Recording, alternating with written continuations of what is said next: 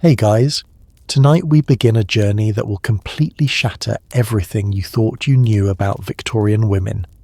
Picture this, it's 1870, and while you're imagining delicate ladies in corsets sipping tea and waiting for their husbands to return home, the reality is that over 40% of these so-called housewives were actually running businesses, managing factories, and earning their own money. Yes, you heard that right. The Victorian era wasn't just about pretty dresses and proper manners, it was about women who were basically the original girl bosses, juggling family and work in ways that would make today's working mums look like beginners. Now, before we dive deeper into this incredible story together, I'd love it if you could hit that subscribe button and give this video a like, but only if you're genuinely enjoying what we're exploring tonight. And hey, I'm curious. Where are you watching this from? Your bedroom? Maybe you're winding down after a long day? Drop a comment and let me know what time it is where you are right now. Let's dim those lights, get comfortable, and prepare to have your mind completely blown by what Victorian women were really capable of. So here's the thing that's going to shock you. When we think about the 1800s, especially the Victorian era from 1837 to 1901, we immediately picture women as these fragile, decorative figures whose entire existence revolved around keeping house and raising children. Hollywood movies, romance novels, even our history textbooks have painted this picture of the angel in the house, a woman whose sole purpose was to create a peaceful, beautiful home for her husband and children. But what if I told you that this image is not just incomplete? It's actually a complete lie. Let me share something that will change everything you think you know. According to historian Dr. Ellen Ross's groundbreaking research in Love and Toil Motherhood in Outcast London, published by Oxford University Press, nearly half of all married women in working-class Victorian families contributed significantly to household income. We're not talking about pin money or hobby crafts here. These women were earning real money, sometimes more than their husbands. Picture Sarah Matthews, a real woman from the 1860s whose story was documented in the London City Archives.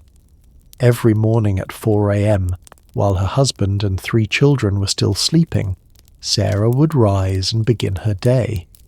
But she wasn't just preparing breakfast and tidying the house. No, Sarah was actually preparing for her job as a piecework seamstress. Taking in garments from local clothing manufacturers, she would work until 7 a.m. when her family woke up, then shift seamlessly into her role as mother and wife, preparing breakfast, getting her children ready for the day, and sending her husband off to his job at the docks. But here's where it gets really interesting. And this is something that would make today's work-from-home parents absolutely amazed.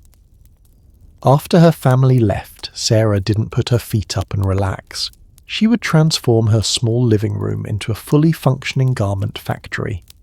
According to her personal diary, which was discovered in 2010 by genealogist Margaret Williamson, Sarah could complete 12 women's blouses in a single day, earning what would be equivalent to about $180 in today's money.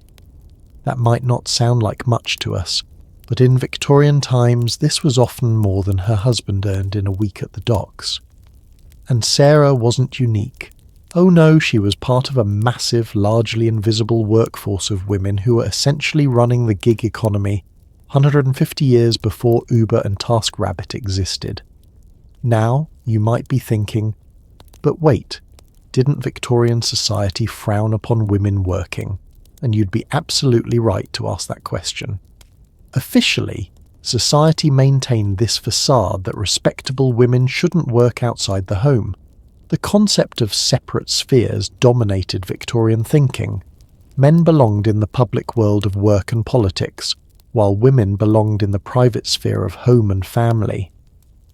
But here's the dirty little secret that nobody talks about in history class. Economic reality has always trumped social ideals. Families needed money to survive, and Victorian families needed it desperately.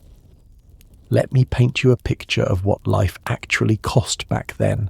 According to economic historian Michael Anderson's research published in Family Structure in 19th century Lancashire, a typical working-class family needed at least 25 shillings per week just to cover basic necessities: rent, food, clothing and fuel. But the average male worker's wage? Only about 20 to 22 shillings per week. Do the math with me here. That's a gap of 3 to 5 shillings that had to come from somewhere. And where do you think it came from? That's right, the women. But these Victorian women weren't just working out of desperation. Many of them were incredibly entrepreneurial, turning their domestic skills into thriving businesses that would make today's influencers jealous. Take the story of Mrs. Elizabeth Raffold, whose cookbook, The Experienced English Housekeeper, published in 1769 and still popular throughout the Victorian era, became the foundation of a business empire that included a cooking school, an employment agency for domestic servants, and even an early form of event planning service. Mrs. Raffold started by simply sharing recipes with her neighbours. Sound familiar? It should. She was basically the 18th century version of a food blogger. But unlike today's bloggers who might make money through ads and sponsorships, Mrs. Raffold turned her knowledge into multiple income streams. She would teach cooking classes in her own kitchen, charging wealthy ladies to learn her techniques. She would cater events for the upper classes. She even started what we'd now call a recruitment agency, connecting skilled domestic workers with wealthy households and taking a commission on each placement. The most amazing part, she did all of this while raising 16 children. Yes, 16. Let that sink in for a moment. Now, I know what you're thinking. How on earth did these women manage it all? How did they balance the demanding work of running a household, raising children, and operating businesses, all while maintaining the appearance of being proper Victorian ladies? The answer lies in something that modern productivity experts are just beginning to understand: the power of integrated living. These women didn't try to separate their work life from their family life because, frankly, they couldn't afford to. Instead, they created systems that allowed everything to flow together seamlessly. Consider the case of Mary Ann Cotton. No, not the serial killer, but the legitimate businesswoman of the same name who lived in Newcastle during the 1850s. According to records from the Newcastle City Archives, Mary Ann ran a successful laundry business from her home while raising 4 children. But she didn't just take in washing and hope for the best. She created what we'd now recognise as a sophisticated business model. Mary Ann specialised in laundry for the growing middle class, people who are wealthy enough to afford her services, but not wealthy enough to employ full-time domestic staff. She offered pick-up and delivery services, guaranteeing that clothes would be returned within 3 days, perfectly pressed and folded. She even offered what she called emergency cleaning for special occasions, charging premium prices for same-day service. But here's the really clever part. Mary Ann involved her entire family in the business. Her oldest daughter, aged 12, would help with the lighter washing and folding. Her 10-year-old son would make deliveries around the neighbourhood on foot. Even her youngest children had jobs. They would sort clothing by colour and fabric type. To outsiders, it looked like a normal family doing household chores. In reality, it was a family business that was generating substantial income. And this brings us to something that I find absolutely fascinating about Victorian working women. They were masters of what we'd now call stealth entrepreneurship. They had to be. Social pressure demanded that they maintain the appearance of being devoted wives and mothers first, so they became incredibly creative about disguising their business activities as natural extensions of their domestic duties. Think about it. A woman selling homemade preserves and pickles wasn't working. She was just being a good housewife who happened to make extra food. A woman taking in sewing wasn't employed. She was simply helping out neighbours while practicing her needlework. A woman who taught piano lessons in her parlour wasn't running a business. She was sharing her accomplishments as a refined lady. This social camouflage was so effective that even today historians struggle to get accurate numbers on how many Victorian women were actually working. Official census records from the time consistently undercount working women because many occupations weren't recognised as real work. But the women themselves knew exactly what they were doing. They were supporting their families, building financial security, and creating independence in a world that officially denied them the right to either. Let me share one more story that perfectly illustrates this point, because I think it'll give you chills. In 1868, a woman named Catherine Booth, and before you ask, yes, she was the co-founder of the Salvation Army, wrote in her diary about meeting a seamstress in London's East End. This woman, whose name wasn't recorded, was supporting her disabled husband and 3 young children by taking in piecework from garment manufacturers. What struck Catherine Booth was not just the woman's skill or her dedication, but her business acumen. This unnamed seamstress had negotiated deals with 3 different manufacturers, ensuring that she always had work available. She had trained her oldest daughter to help with the simpler tasks, effectively doubling her production capacity. She'd even convinced her landlord to give her a small discount on rent in exchange for mending his family's clothing. Catherine Booth wrote, and I'm quoting directly from her diary here, "I have met many men in the business world who could learn from this woman's intelligence and determination, yet society would have us believe she is merely keeping house. And that, my friends, is the shocking truth that history tried to hide from us. Victorian women weren't just keeping house. They were running businesses, supporting families, and building the foundation of the modern economy, all while society pretended they were doing nothing more than embroidering pillowcases and arranging flowers." As we wrap up this first part of our journey tonight, I want you to think about this. If Victorian women could build thriving businesses while wearing corsets, managing households without modern appliances, and raising large families without any of the support systems we take for granted today, what does that say about what's possible? Because what we've discovered tonight is just the tip of the iceberg. We haven't even talked about the secret business empires these women were building right in their own kitchens, turning simple recipes into fortunes that would make today's food entrepreneurs jealous. We haven't explored the underground networks they created to support each other's success, or the incredible time management strategies they developed that would shame modern productivity gurus.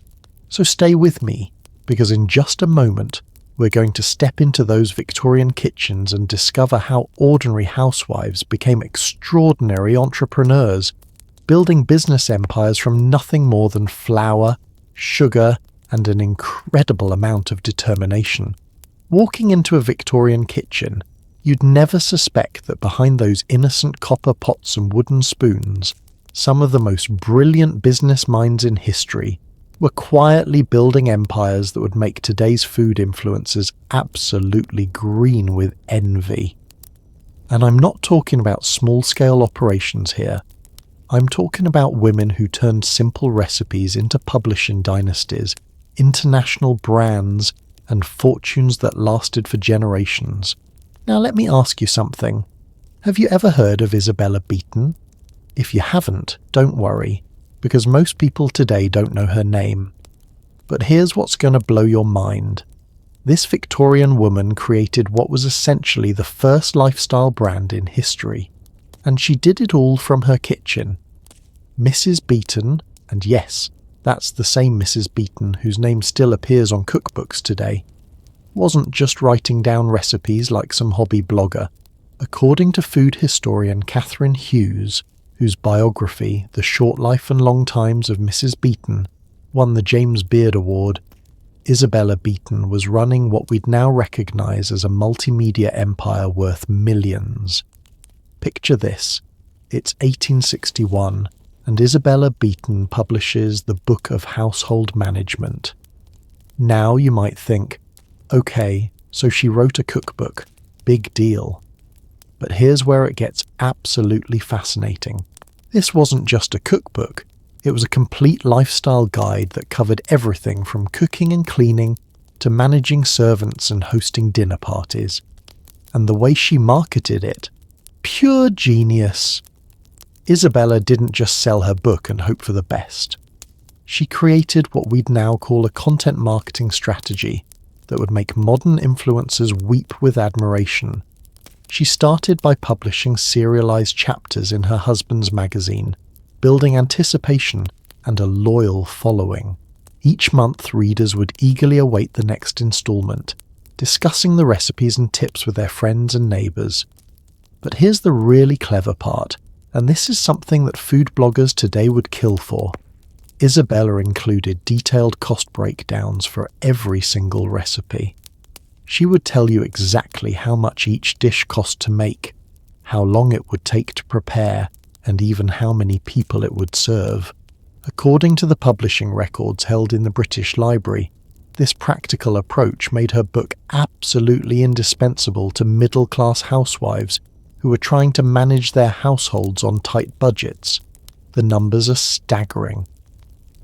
Within just 5 years, the Book of Household Management had sold over 60,000 copies. And remember, this was at a time when most books sold maybe a few hundred copies if they were lucky. At 2 shillings and 6pence per copy, Isabella was earning what would be equivalent to about $200,000 per year in today's money, from her kitchen. But Isabella Beeton wasn't the only one building a food empire from her domestic sphere. Let me tell you about Agnes Marshall, who might just be the most underrated entrepreneur in Victorian history. Agnes was known as the Queen of Ices, and she turned her passion for frozen desserts into a business that would make Ben and Jerry jealous. Agnes started small, like most Victorian kitchen entrepreneurs. According to culinary historian Robin Weir's research published in Ices Plain and Fancy, Agnes began by making ice cream for local dinner parties in the 1880s. But she quickly realised that there was a much bigger opportunity hiding in plain sight. You see, ice cream was incredibly difficult to make at home during the Victorian era. You needed ice, which was expensive and hard to store. You needed special equipment. And you needed to know the exact techniques to get the texture right. Most middle-class families wanted to serve ice cream at their dinner parties. It was considered the height of sophistication, but they had no idea how to make it themselves. Agnes saw this problem and turned it into pure gold. She didn't just start an ice cream business, she created an entire industry around frozen desserts. She invented new flavours that no one had ever imagined before. Brown bread ice cream, Parmesan cheese ice cream. Yes, you heard that right.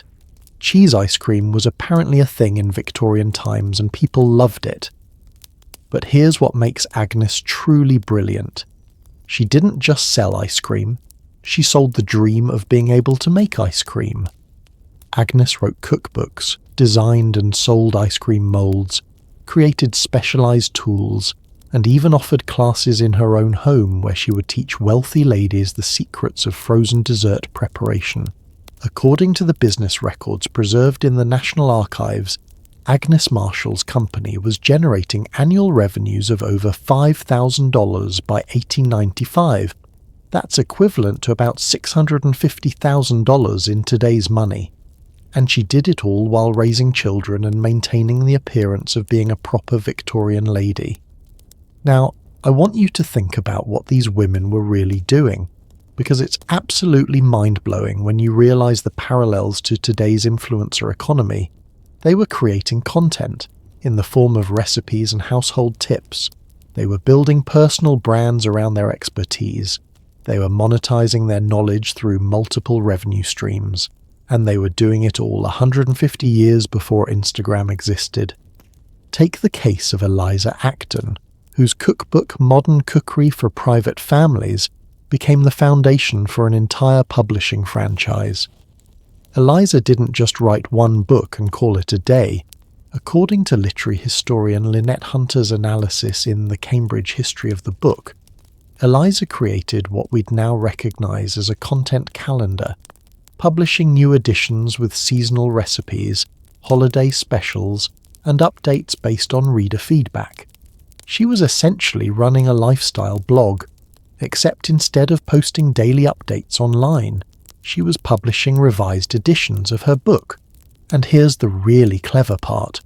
Each new edition would reference previous editions, creating a sense of community among her readers.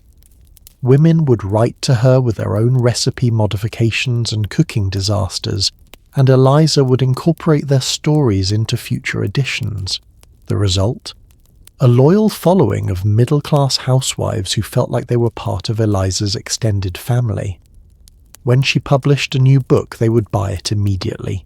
When she recommended a particular brand of flour or a specific type of cooking pot, sales would skyrocket. She was influencing purchasing decisions across the entire British Empire, all from her modest kitchen in Suffolk. But what really gets me about these Victorian food entrepreneurs is how they managed to build these massive businesses while dealing with challenges that would defeat most modern entrepreneurs. They didn't have refrigeration, so preserving ingredients was a constant battle. They didn't have electric mixers or food processors, so everything had to be done by hand. They didn't have phones or email, so building relationships with suppliers and customers required face-to-face meetings and handwritten letters. And yet, they thrived. They found ways to turn these limitations into competitive advantages. Agnes Marshall, for example, became famous for her innovative preservation techniques. She developed methods for keeping ice cream frozen during long dinner parties using nothing more than salt, ice, and clever container design. These techniques became so sought after that wealthy hostesses would pay premium prices just to license her methods for their own entertaining. Let me share a story that perfectly illustrates the ingenuity of these kitchen entrepreneurs. In 1878, a woman named Mary Jury, and yes, that was really her name, was running a small catering business from her home in London. According to her business diary, which was discovered by food historian Peter Breers in the 1990s, Mary was struggling to compete with larger catering companies that had access to commercial kitchens and professional staff. So what did Mary do?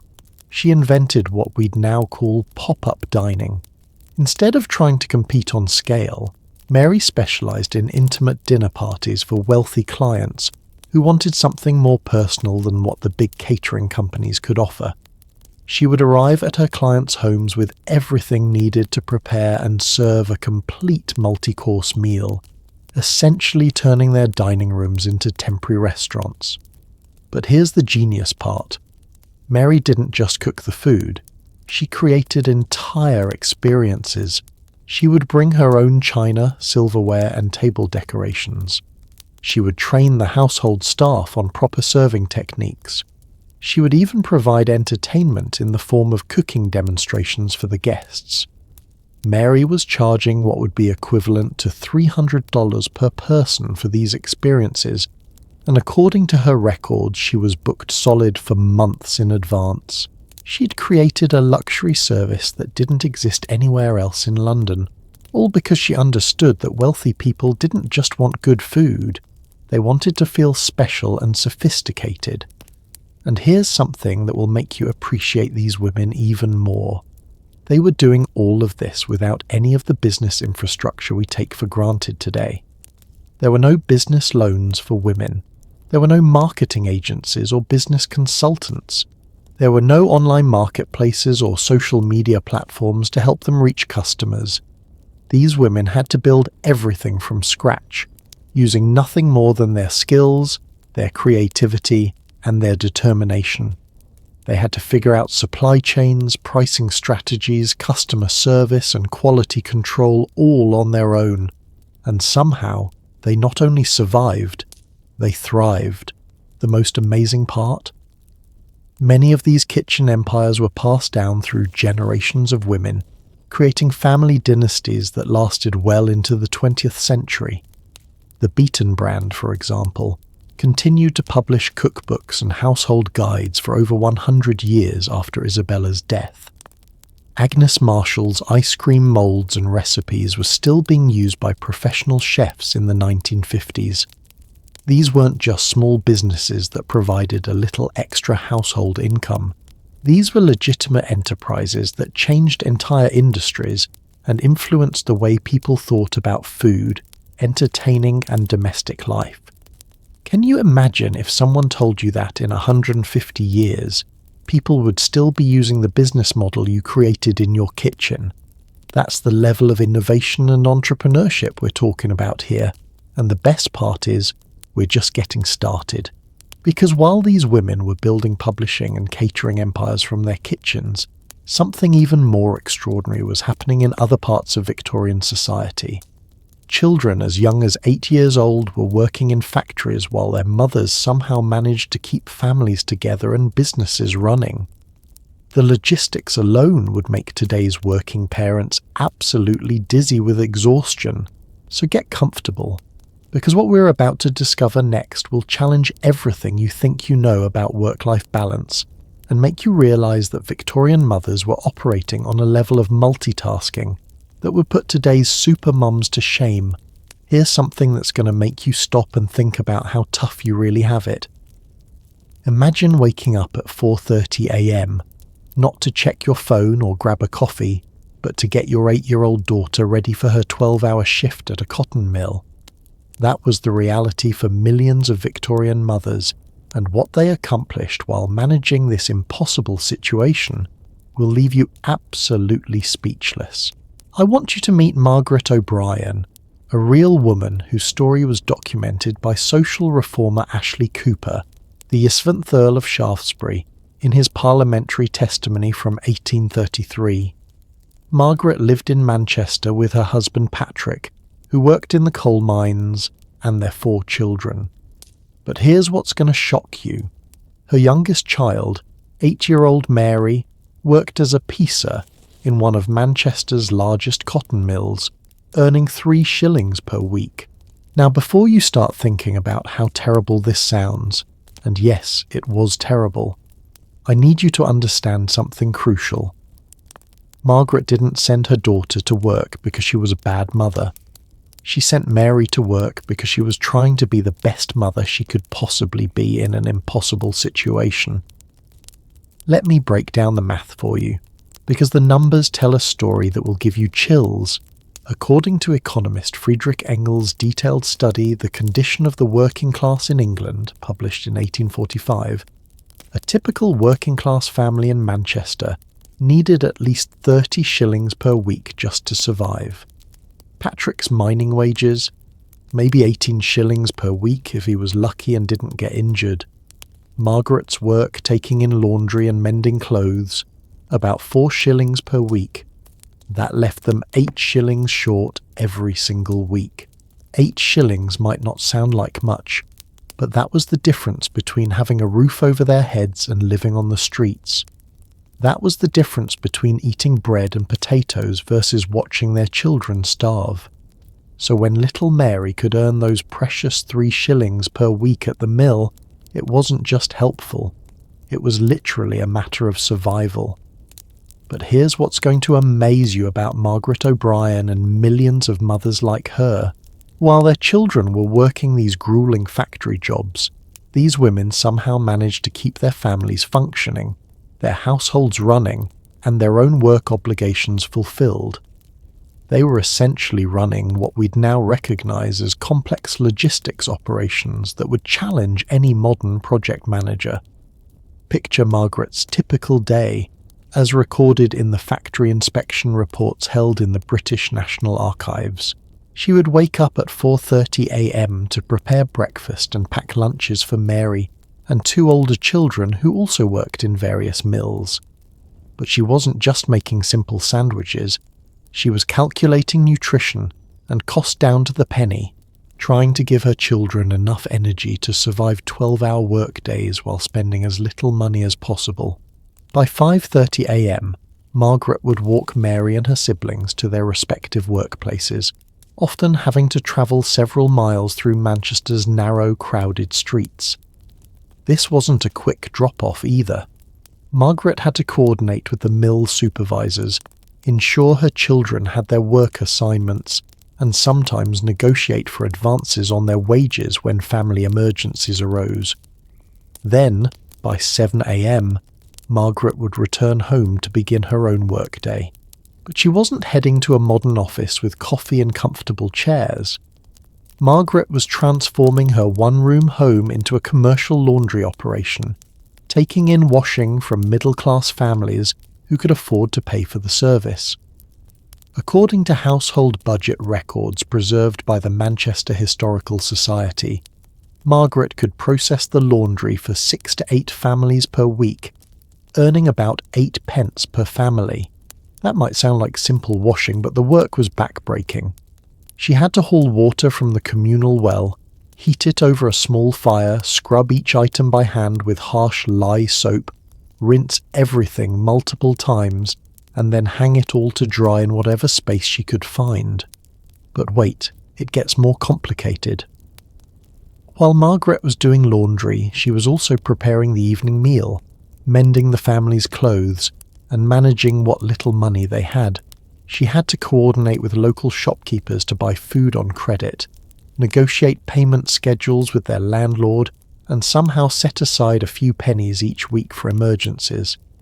And here's the part that will absolutely blow your mind.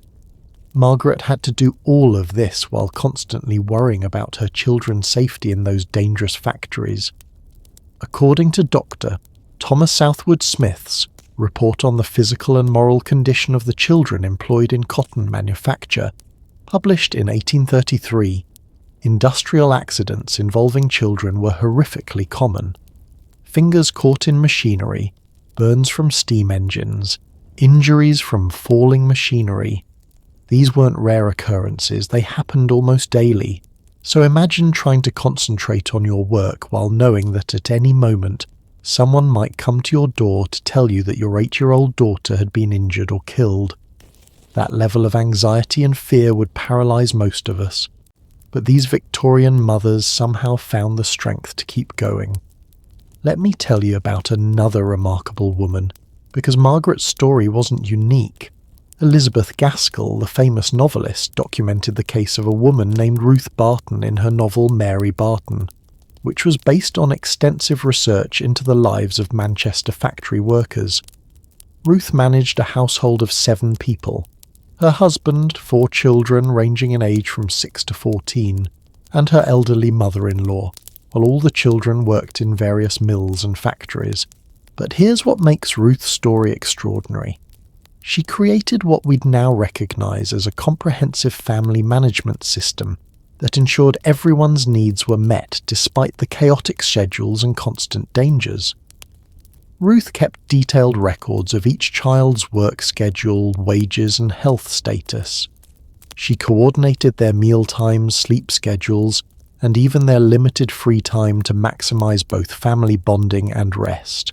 According to Gaskell's research notes, housed in the John Rylands Library at the University of Manchester, Ruth had developed a rotating system where different children would help with household tasks on their rare days off. The oldest would help with cooking and cleaning. The middle children would assist with laundry and shopping, and even the youngest had responsibilities like tending the small garden they kept behind their building. The result was a family that somehow managed to stay together, stay fed, and even save a few pennies each month despite facing what should have been impossible circumstances. Ruth was essentially running a small corporation, complete with scheduling, budget management, quality control, and human resources, all from a one-room apartment in industrial Manchester. Now, I want you to think about something for a moment. How do you handle stress when your Wi-Fi goes down or your coffee shop runs out of your favourite drink? Because these Victorian mothers were dealing with life or death stress every single day, and they somehow found ways not just to survive, but to create loving, functional families under conditions that would break most of us. Take the case of Annie McBride, whose story was recorded by social investigator Henry Mayhew in his massive study, London Labour and the London Poor. Annie was a widow with 3 children, ages 7, 9 and 11, all of whom worked in a brick-making factory in East London. After her husband died in a construction accident, Annie had to figure out how to support her family while dealing with her own grief and her children's trauma. What Annie did next shows the kind of resourcefulness that would make modern entrepreneurs jealous. She realised that the factory where her children worked was providing terrible meals, basically just bread and water, so she started a small catering business specifically targeting factory workers. Annie would prepare hearty, nutritious meals in her own kitchen and sell them to workers during their brief lunch breaks. But here's the brilliant part.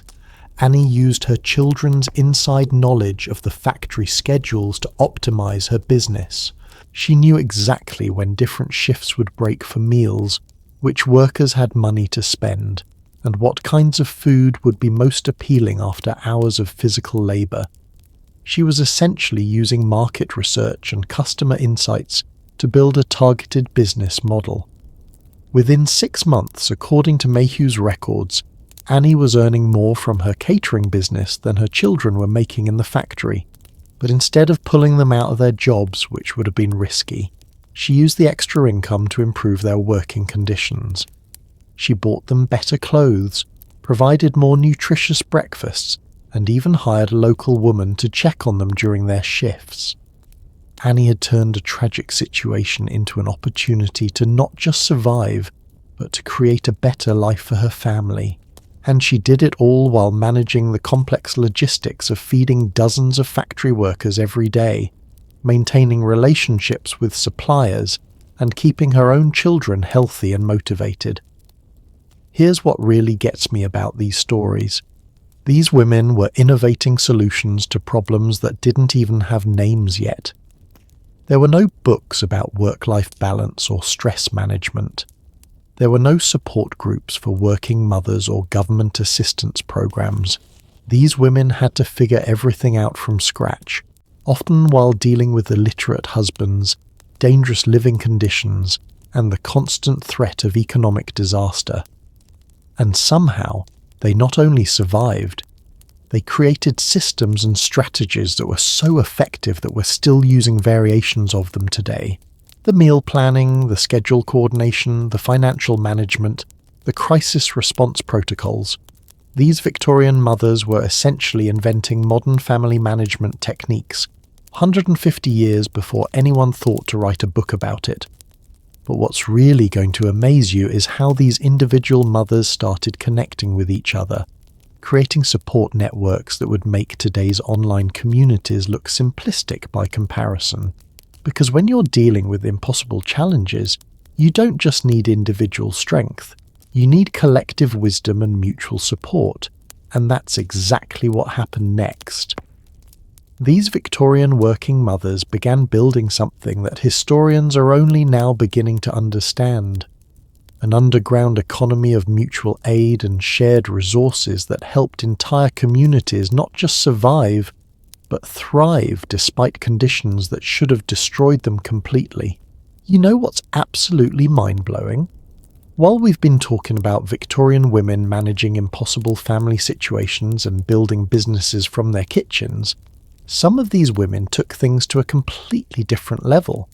They didn't just create small enterprises to help their families survive. They built business empires that lasted for generations and made them some of the wealthiest people in the world. And here's the kicker. They did it all while society insisted they were just playing house. Let me introduce you to someone who's going to completely change how you think about entrepreneurship. Her name was Sarah Breedlove, but you probably know her better as Madam C.J. Walker. Now you might be thinking, wait, wasn't she American, not British? And you'd be right. But here's what's fascinating. Sarah was born in 1867, right in the heart of the Victorian era, and her story perfectly illustrates how Victorian-era entrepreneurial strategies were being used by women all over the world. But before we dive into Sarah's incredible journey, let me ask you something. Have you ever started something small on the side, maybe selling crafts online or offering a service to friends, and dreamed about it becoming something bigger? Well, keep that feeling in mind, because what Sarah accomplished makes every modern success story look like child's play. Sarah Breedlove was born to parents who had been enslaved on a Louisiana cotton plantation. By age 7, she was orphaned. By 20, she was a widow with a young daughter to support. And here's where her story becomes absolutely extraordinary. Instead of accepting the limited options society offered her, Sarah looked around and saw an opportunity that nobody else had noticed. According to Alelia Bundle's meticulously researched biography, On Her Own Ground, The Life and Times of Madam C.J. Walker, Sarah realized that there were virtually no hair care products designed specifically for black women. This wasn't just a gap in the market. It was a massive, underserved population that white-owned companies had completely ignored. So what did Sarah do? She started experimenting in her kitchen. And I want you to picture this. It's 1905. Sarah is working as a washerwoman, earning just $1.50 per day. That's about $50 in today's money, while trying to raise her daughter Lelia as a single mother. Most people would have been completely focused on just surviving day to day, but Sarah was thinking bigger. She began developing hair care formulas using ingredients she could afford: sulfur, petrolatum, and various oils and herbs. She tested these formulas on herself, on her daughter, and on neighbors who were willing to trust her experiments. This wasn't just casual tinkering. According to her business records now housed in the Indiana Historical Society, Sarah was keeping detailed notes on ingredient ratios, customer feedback, and cost calculations. But here's where Sarah's story gets absolutely incredible, and this is something that would make today's startup founders weep with envy. Within just 2 years of starting her experiments, Sarah had turned her kitchen chemistry project into a traveling business. She was going door to door, demonstrating her products and teaching other women how to use them. The numbers from her early business records are staggering. By 1908, just 3 years after she started, Sarah was earning $25 per week from her hair care business. That's equivalent to about $850 per week in today's money. But she wasn't satisfied with just being successful. She wanted to build an empire, and that's exactly what she did. Sarah realized that she couldn't scale her business by doing everything herself, so she created what was essentially the first multi-level marketing system in history. She began training other women to sell her products, taking a percentage of their sales while giving them the opportunity to earn independent income. According to business historian Juliet Walker's analysis in The History of Black Business in America, Sarah's sales network grew to include over 3,000 women across the United States and the Caribbean. These weren't just casual sellers. Sarah provided comprehensive training programs, sales materials, and ongoing support that would put most modern franchises to shame. But wait, because it gets even more impressive. Sarah wasn't just building a sales network, she was creating an entire ecosystem of black female entrepreneurship. The women who sold her products weren't just employees or contractors. They were independent business owners who could build their own customer bases and eventually train their own sales teams. By 1917, according to tax records preserved in the National Archives, Sarah Breedlove Walker was earning over $40,000 per year. That's equivalent to about $900,000 in today's money. She'd become the first female self-made millionaire in American history, black or white, And she did it all by starting with kitchen experiments and a $1.50 per day washerwoman's salary. But Sarah's story isn't unique. It's part of a pattern that was happening all over the Victorian world. Let me tell you about another incredible woman who followed a remarkably similar path, but on the other side of the Atlantic. Helena Rubinstein was born in Krakow, Poland in 1872, and her journey to becoming a cosmetics mogul began with what was essentially a Victorian-era version of influencer marketing. According to Michel Fitoussy's biography, Helena Rubinstein, the woman who invented beauty. Helena started her empire with nothing more than 12 pots of face cream that her mother had made using a traditional Polish recipe.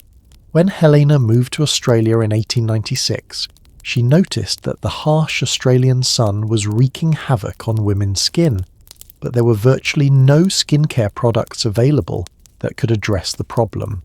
Sound familiar? Like Sarah Breedlove, Helena had identified a massive market opportunity that everyone else had overlooked. So Helena did what any smart entrepreneur would do. She started small and tested her market. She began by sharing her mother's face cream with friends and neighbours in Melbourne, asking for honest feedback about the results. When women started asking where they could buy more, Helena knew she'd found her calling. But here's what makes Helena's story absolutely brilliant. Instead of just selling face cream, she positioned herself as a beauty expert. According to business records held in the Helena Rubinstein archive at the Fashion Institute of Technology, Helena opened her first salon in 1903 and offered what she called scientific beauty treatments. Essentially, she was providing personalized skincare consultations along with her products. This was pure genius. Helena wasn't just selling cosmetics. She was selling expertise, transformation, and the promise of beauty. Women weren't just buying face cream. They were buying into Helena's vision of what they could become. She was creating what we'd now recognize as a lifestyle brand, complete with educational content, personalized service, and aspirational messaging. The results speak for themselves. Within 5 years, Helena had expanded from that single salon in Melbourne to locations in London, Paris, and New York. By 1915, according to financial records analysed by cosmetics industry historian Kathy Peace, in Hope in a Jar, The Making of America's Beauty Culture, Helena Rubinstein's company was generating annual revenues of over $100,000, equivalent to about $2.8 million today. But what I find most inspiring about both Sarah and Helena is how they used their success to empower other women.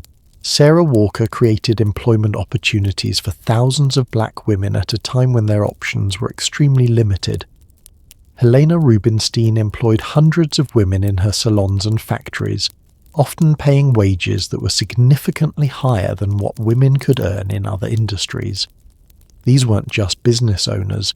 They were social revolutionaries who used entrepreneurship as a tool for creating change, and they were doing it all during an era when most people believed that women couldn't or shouldn't run businesses. Now let me share a story that's going to blow your mind about how these Victorian-era business principles are still working today. Have you heard of Estee Lauder, the cosmetics empire that's worth billions today? Well, guess what? Estee Lauder started her business in 1946 using almost exactly the same strategies that Helena Rubinstein and Sarah Walker had pioneered decades earlier. Estee started by mixing skincare products in her kitchen, just like Sarah and Helena. She built her initial customer base through personal demonstrations and word-of-mouth referrals, just like they did. She positioned herself as a beauty expert rather than just a product seller, following Helena's playbook to the letter. The only difference was that Estee had the advantage of building on the foundation that these Victorian-era entrepreneurs had already established. Think about that for a moment. The business model that created one of today's most successful cosmetics companies was essentially invented by women in the Victorian era who were working with no capital, no business education, and virtually no support from the established business community. But here's what really gets me about these stories. These women weren't just lucky or in the right place at the right time.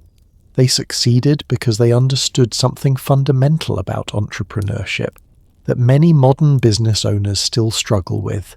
They focused on solving real problems for real people rather than trying to create products that they thought people should want. Sarah Walker didn't set out to build a hair care empire. She set out to solve her own hair problems and discovered that millions of other women had the same needs. Helena Rubinstein didn't plan to revolutionize the beauty industry. She just wanted to help Australian women protect their skin from sun damage. Both women succeeded because they started with empathy and genuine desire to help others, not with dreams of getting rich. And that brings us to something that's going to absolutely stagger you. Because while Sarah Walker and Helena Rubinstein were building their business empires, other Victorian women were tackling an even more impossible challenge. They were raising families with 10, 12, sometimes 15 children while working full-time jobs, all without any of the support systems we take for granted today. How on earth did they manage it? How do you successfully raise a dozen children while building a career, especially when there's no daycare, no extended family help, and no modern conveniences to make life easier? The strategies these women developed will completely change how you think about time management and work-life balance. Think you're busy? Think managing your family schedule is overwhelming? Well, buckle up, because I'm about to tell you about Victorian women who would laugh at your calendar conflicts. These mothers were raising 12, 15, sometimes even 20 children while working full-time jobs, managing households, and somehow keeping everyone alive and thriving. And they did it all without daycare, without babysitters, without family nearby to help, and definitely without the luxury of ordering takeout when things got crazy. Let me paint you a picture that's going to make you question everything you think you know about being overwhelmed. Her name was Mary Ann Heaton, and according to census records held in the UK National Archives, she gave birth to 18 children between 1845 and 1868. 18. That's not a typo. And here's the part that's going to blow your mind. While raising this small army of children, Mary Ann was also running a successful dressmaking business from her home in Bradford, Yorkshire. Now, I know what you're thinking. How is that even physically possible? How do you manage 18 children and run a business? The answer lies in something that modern parenting experts are just beginning to understand: the power of systematic family management. According to historian Patricia Branca's research in Silent Sisterhood Middle-Class Women in the Victorian Home, published by Carnegie Mellon University Press, large Victorian families operated more like small corporations than the nuclear families we know today. And Mary Ann Heaton was essentially the CEO of a very complex organisation. Here's how she did it, and this is going to change how you think about family management forever. Mary Ann created what we'd now recognise as a comprehensive delegation system. Her older children weren't just helping out occasionally. They had specific job titles and responsibilities. Her 16-year-old daughter Elizabeth was essentially the head of child supervision, responsible for managing the daily activities of the 6 youngest children. Her 14-year-old son Thomas was the household logistics coordinator, responsible for shopping, maintaining the home, and managing the family's small garden. But it gets even more organised. According to Mary Ann's family ledger, discovered by genealogist Rebecca Williams in 2003, each child over the age of 8 had both household responsibilities and business duties. The middle children helped with her dressmaking business, cutting patterns, organising fabric, delivering finished garments to customers. The older children managed the younger ones during Mary Ann's business hours, essentially running a private daycare system within the family. And here's what's absolutely brilliant about this system. Marianne wasn't just randomly assigning chores. She was developing her children's skills in a way that prepared them for adult life, while simultaneously supporting the family's economic needs. Her daughters learned sewing, business management, and childcare. Her sons learned logistics, customer service, and financial management. By the time they reached adulthood, Marianne's children were incredibly well prepared for the working world. The results speak for themselves. According to Yorkshire probate records, when Marianne died in 1889, she left an estate worth over $500. That's equivalent to about $65,000 in today's money. This was a substantial sum for someone from a working-class background, and she had accumulated it while raising 18 children and running a business from her home. But Marianne's story wasn't unique. Let me tell you about another incredible Victorian mother who took family management to an even more impressive level. Her name was Sarah Wesley, and she was the wife of Methodist preacher John Wesley. Yes, the founder of Methodism. According to Methodist Church archives, Sarah gave birth to 19 children and developed what might be the most sophisticated child-rearing system in history. Sarah created what she called the school at home. Essentially, she turned her household into a combination family, school, and business operation. According to her detailed journals preserved in the Methodist Church Heritage Collection, Sarah established strict schedules that would make modern time management experts weep with admiration. Here's how Sarah's day worked, and this is going to make your daily routine look like a vacation. She would wake up at 4 a.m. to prepare for the day ahead. From 4 to 6 a.m. she focused on household management, planning meals, organizing supplies, preparing lessons for her children's education.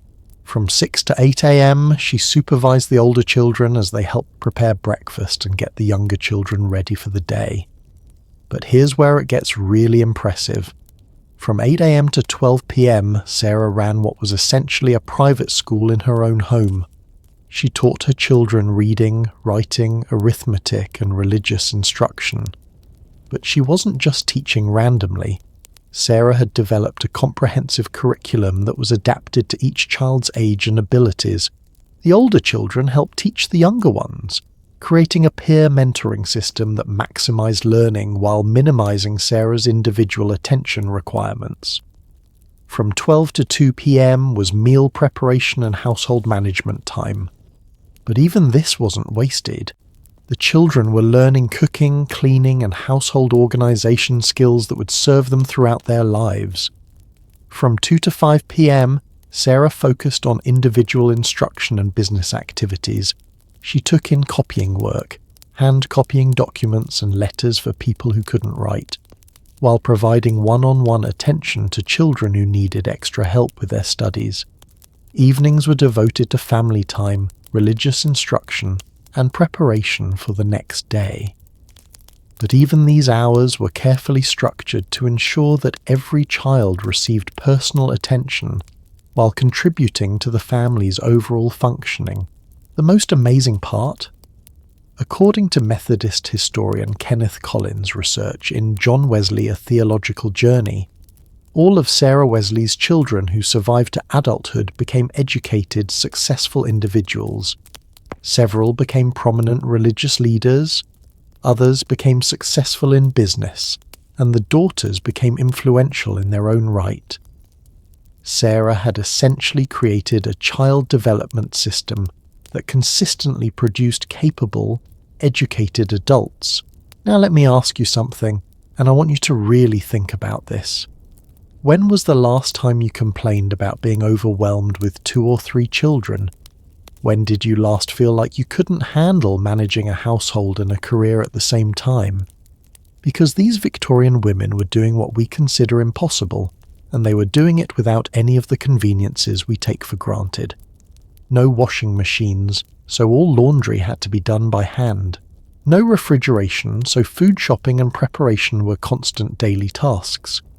No modern medicine, so childhood illnesses were far more dangerous and required much more intensive care. No telephones, so coordinating any outside help or managing business relationships required face-to-face meetings or handwritten letters. And yet, these women found ways to not just survive, but to thrive. They created systems that were so effective that many of their principles are still used by modern family management experts today. Take the case of Susanna Spurgeon, wife of famous preacher Charles Spurgeon. According to biographer Patricia Crupper's research in Charles Haddon Spurgeon, A Preacher's Progress, Susanna managed a household that included not just her own children, but also several adopted children, visiting students from her husband's college, and frequent guests from around the world. At any given time, she might be responsible for feeding, housing, and managing the schedules of 20 or more people. But here's what made Susanna extraordinary. She turned this overwhelming situation into a thriving business opportunity. Susanna began writing and publishing devotional books specifically for women in similar situations.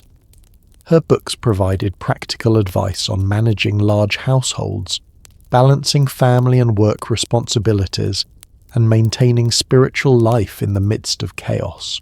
According to publishing records from Passmore and Alabaster, Susanna's books sold over 200,000 copies during her lifetime, making her one of the most successful female authors of the Victorian era. She had taken her expertise in family management and turned it into a publishing empire, all while continuing to manage her complex household responsibilities. But what really gets me about these stories is how these women handled the emotional challenges of managing such large families. Think about it. When you're responsible for 12 or 15 children, you can't give each child the individual attention that we consider normal today. How do you make sure each child feels loved and valued when your time is so divided? The answer, according to family letters preserved in various historical archives, is that these Victorian mothers became incredibly efficient at what we'd now call quality time. Lundi, they couldn't spend hours with each child individually, so they made sure that the time they did spend was meaningful and impactful. Catherine Booth, the Salvation Army co-founder we mentioned earlier, kept detailed records of her interactions with each of her 8 children. According to her diaries, housed in the Salvation Army Heritage Centre, Catherine made sure to have at least one meaningful conversation with each child every day, even if it was just a few minutes. She would ask about their studies, their friendships, their hopes and concerns. She made each child feel heard and important, despite the constant demands on her time. Catherine also created what she called special responsibilities for each child, unique roles that made them feel important and valued within the family structure. One child might be responsible for managing the family library, another for organising charitable activities, another for coordinating music and entertainment. Each child had something that was uniquely theirs, something that made them feel special and essential to the family's functioning. The result? According to historical records, Catherine Booth's children remained close to their parents and to each other throughout their lives. They became successful adults who spoke fondly of their childhood, despite the fact that they had to share their mother's attention with so many siblings and with her demanding career. Here's what I find most inspiring about these Victorian mothers. They didn't just survive the challenge of managing large families and full-time work.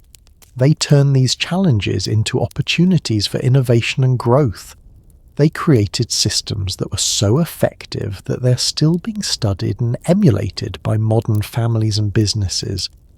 But these individual success stories were just the beginning of something much bigger. Because when you have thousands of women across the country all dealing with similar impossible challenges, something amazing starts to happen. They begin to connect with each other, to share strategies and resources, to create support networks that help everyone succeed. And that's exactly what happened next in Victorian society. These overwhelmed, overworked, incredibly capable mothers began building something that would change the entire social fabric of their communities. An underground economy of mutual support that operated completely outside the official channels of help and assistance. What I'm about to reveal to you sounds like something straight out of a spy novel, but it's absolutely true. While Victorian society was busy pretending that women were delicate creatures who needed protection and guidance, these same women were secretly building the most sophisticated support networks in history.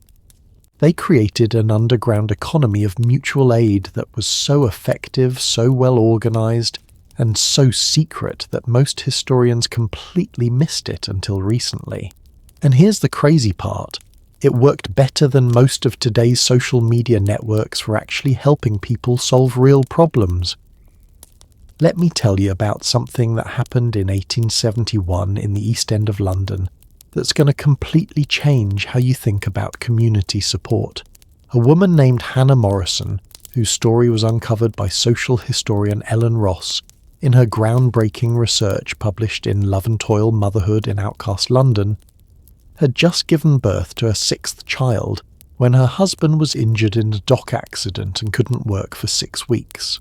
Now, in our modern world, Hannah might apply for government assistance, start a GoFundMe page, or rely on insurance. But in 1871, none of those options existed. So what happened next should have been economic disaster for the Morrison family. Instead, something remarkable occurred that reveals the hidden world of Victorian women's mutual aid networks. Within 24 hours of Hannah's husband's accident, according to neighbourhood records preserved in the Tower Hamlets Local History Library, a complex support system kicked into action. Mrs. Jenkins from 2 streets over appeared at Hannah's door with enough food for 3 days. Mrs. O'Brien, who lived around the corner, offered to take Hannah's 2 oldest children to stay with her family until the crisis passed. Mrs. Campbell, who ran a small laundry business, gave Hannah piecework that she could do from home while caring for her newborn. But here's the part that's going to blow your mind. This wasn't random charity or spontaneous kindness. This was a carefully organised system that these women had been building and maintaining for years. According to Ellen Ross's research, working-class women in Victorian London had created what she calls survival networks, informal but highly structured systems of mutual support that operated completely outside official institutions. Think about this for a moment. These women, who supposedly had no power, no authority, and no resources, had essentially created their own social safety net. They had built a system that could respond to emergencies faster and more effectively than any government program, and they had done it without any official recognition or support. How did it work? Well, this is where it gets really fascinating, because these Victorian women had essentially invented social media principles 150 years before Facebook existed, according to historian Melanie Tebbutt's analysis in Women's Talk, A Social History of Gossip in Working-Class Neighbourhoods. These networks operated on 3 fundamental principles that will sound incredibly familiar to anyone who uses social media today. First, information sharing. These women had created incredibly efficient communication systems that could spread news through entire neighbourhoods within hours. If someone's husband was injured, if a woman was struggling with a difficult pregnancy, if a family was facing eviction, the news would travel through what the women themselves called the grapevine, faster than any official communication system could manage. But here's what's brilliant about this. The women had developed sophisticated ways to verify information and prevent the spread of rumours. According to Tebbutt's research, there were usually 2 or 3 women in each neighbourhood who served as information hubs, trusted sources who other women would check with before acting on any news they heard. Second, resource sharing. These networks weren't just about sharing information. They were about sharing actual resources in incredibly organised ways. Women would coordinate childcare responsibilities, share expensive household items like sewing machines or cooking equipment, and create informal lending systems for money and food. Let me give you a specific example that's going to amaze you. In the Whitechapel district of London, according to records discovered by historian Jerry White, in his research for Rothschild Buildings, Life in an East End Tenement Block, a group of women had created what was essentially a community bank. Each woman would contribute a small amount each week, maybe sixpence or a shilling, into a common fund. When someone faced an emergency, they could borrow from this fund at no interest, with the understanding that they would repay when they were able.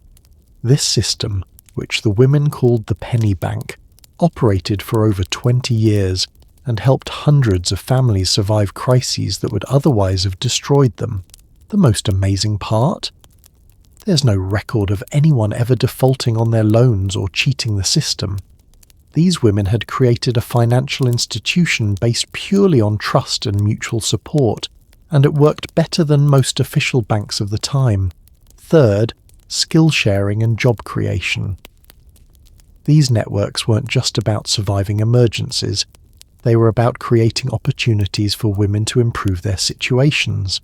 Women with particular skills would teach other women, creating informal apprenticeship systems that helped everyone increase their earning potential. Here's a story that perfectly illustrates this principle. According to business records held in the Manchester Central Library, a group of women in a working-class neighbourhood had organised themselves into what was essentially a cooperative business network. Mrs. Thompson, who was skilled at hat making, would train other women in the basic techniques. Mrs. Williams, who had connections with local shops, would handle sales and distribution. Mrs. Davies, who was good with numbers, would manage the finances and coordinate orders. The result was a hat-making cooperative that employed over 30 women and generated enough income to significantly improve the living conditions of all the participating families. But here's what's really clever about this arrangement. It wasn't officially a business at all. To outside observers, it just looked like women getting together to chat and do needlework. The cooperative nature of the enterprise was completely invisible to anyone who wasn't part of the network. And this brings us to one of the most fascinating aspects of these Victorian women's networks. They were deliberately designed to be invisible to male authorities. These women understood that if their support systems became too visible or too official, they would likely be shut down or taken over by men who would then control and limit their effectiveness. So they created what historian Leonore Davidoff calls parallel institutions in her study The Best Circles, Women and Society in Victorian England. These were fully functional social and economic systems that operated alongside official institutions but remained largely hidden from public view. Let me tell you about the most sophisticated example of this that I've ever encountered.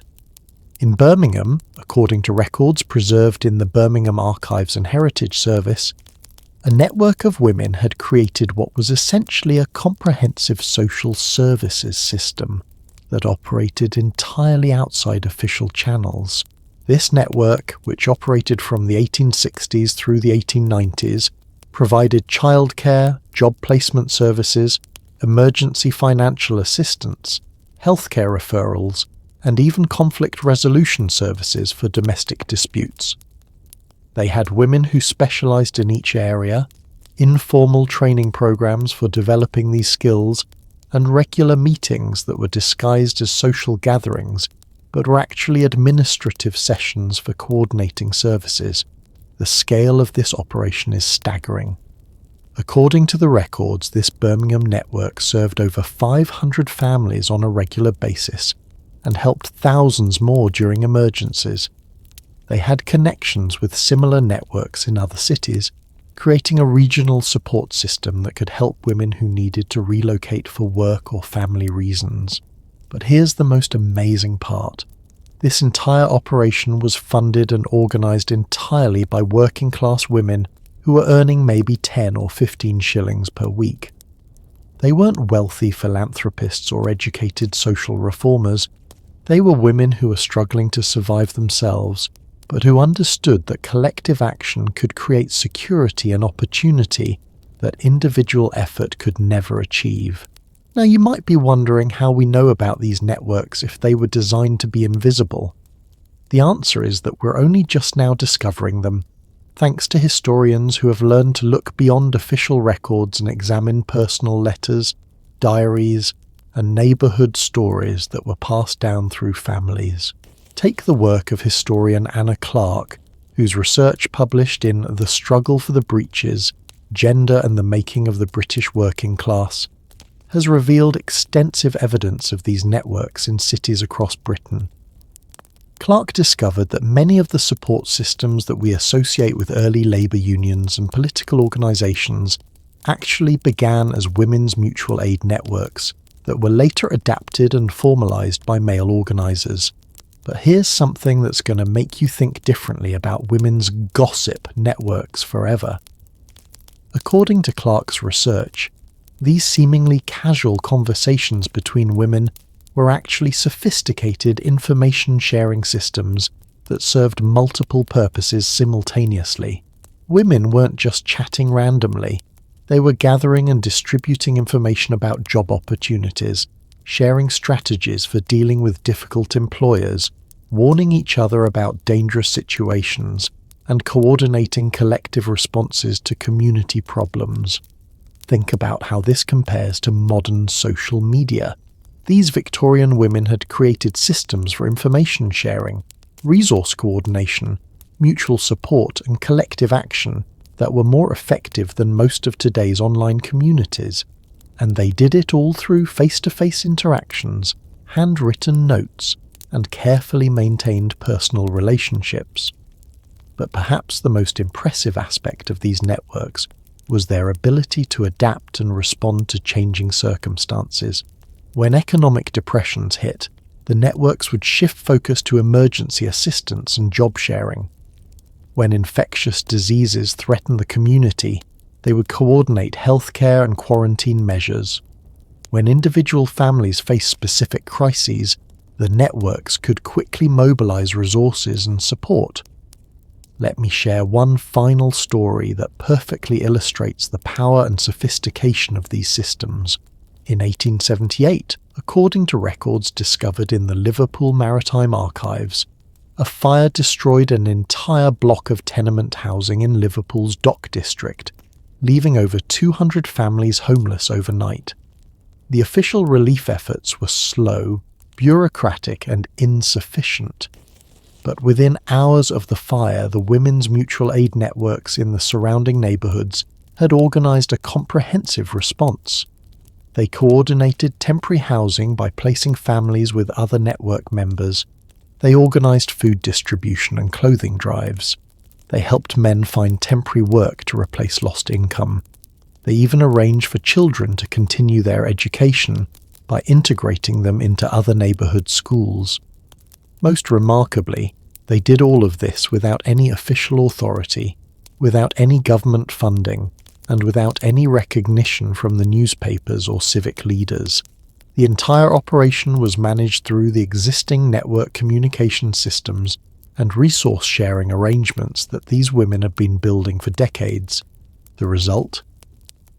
According to follow-up reports filed with the Liverpool City Council, all of the fire victims were successfully rehoused and back on their feet within 6 weeks. The official relief efforts, by contrast, were still processing applications for assistance 3 months later. This is the hidden history of Victorian women, not passive victims waiting for rescue, but sophisticated organisers building systems that were more effective than anything the official world had to offer. They created social media before the internet, mutual aid before government programs, and economic cooperation before anyone had heard of a credit union. But even these remarkable support networks had their limits, because while Victorian women were mastering the art of cooperation and mutual aid, They were also developing individual skills that would put today's productivity experts to absolute shame. The time management techniques these women created while juggling massive families, demanding jobs, and complex community responsibilities were so advanced that modern efficiency gurus are still trying to catch up. Now, if those underground support networks sound impressive, wait until you hear about the individual time management skills these Victorian women developed. I'm not exaggerating when I say that modern productivity gurus would weep with envy if they could see how these women organize their days. We're talking about people who manage to accomplish more in 16 hours without any technology than most of us do in a week, with smartphones, apps, and every productivity tool imaginable. Let me ask you something. How many productivity books have you read? How many apps do you have on your phone to help you manage your time? How often do you feel like there just aren't enough hours in the day? Well, prepare to feel slightly embarrassed, because I'm about to show you what real-time management looks like. Meet Caroline Chisholm, whose daily schedule was documented by historian Margaret Kiddle in Caroline Chisholm, Her Life and Work, published by Melbourne University Press. Caroline was managing a household of 7 children, running an immigration assistance program that helped thousands of families settle in Australia, writing and publishing newsletters, lobbying government officials, and somehow finding time to personally interview and place over 11,000 immigrants in jobs across the continent. And here's the kicker. She did all of this without a personal assistant, without a computer, without even a telephone. Her only tools were a few notebooks, a pen, and the most sophisticated time management system I've ever encountered. According to her personal journals, held in the Mitchell Library in Sydney, Caroline's day began at 4 a.m.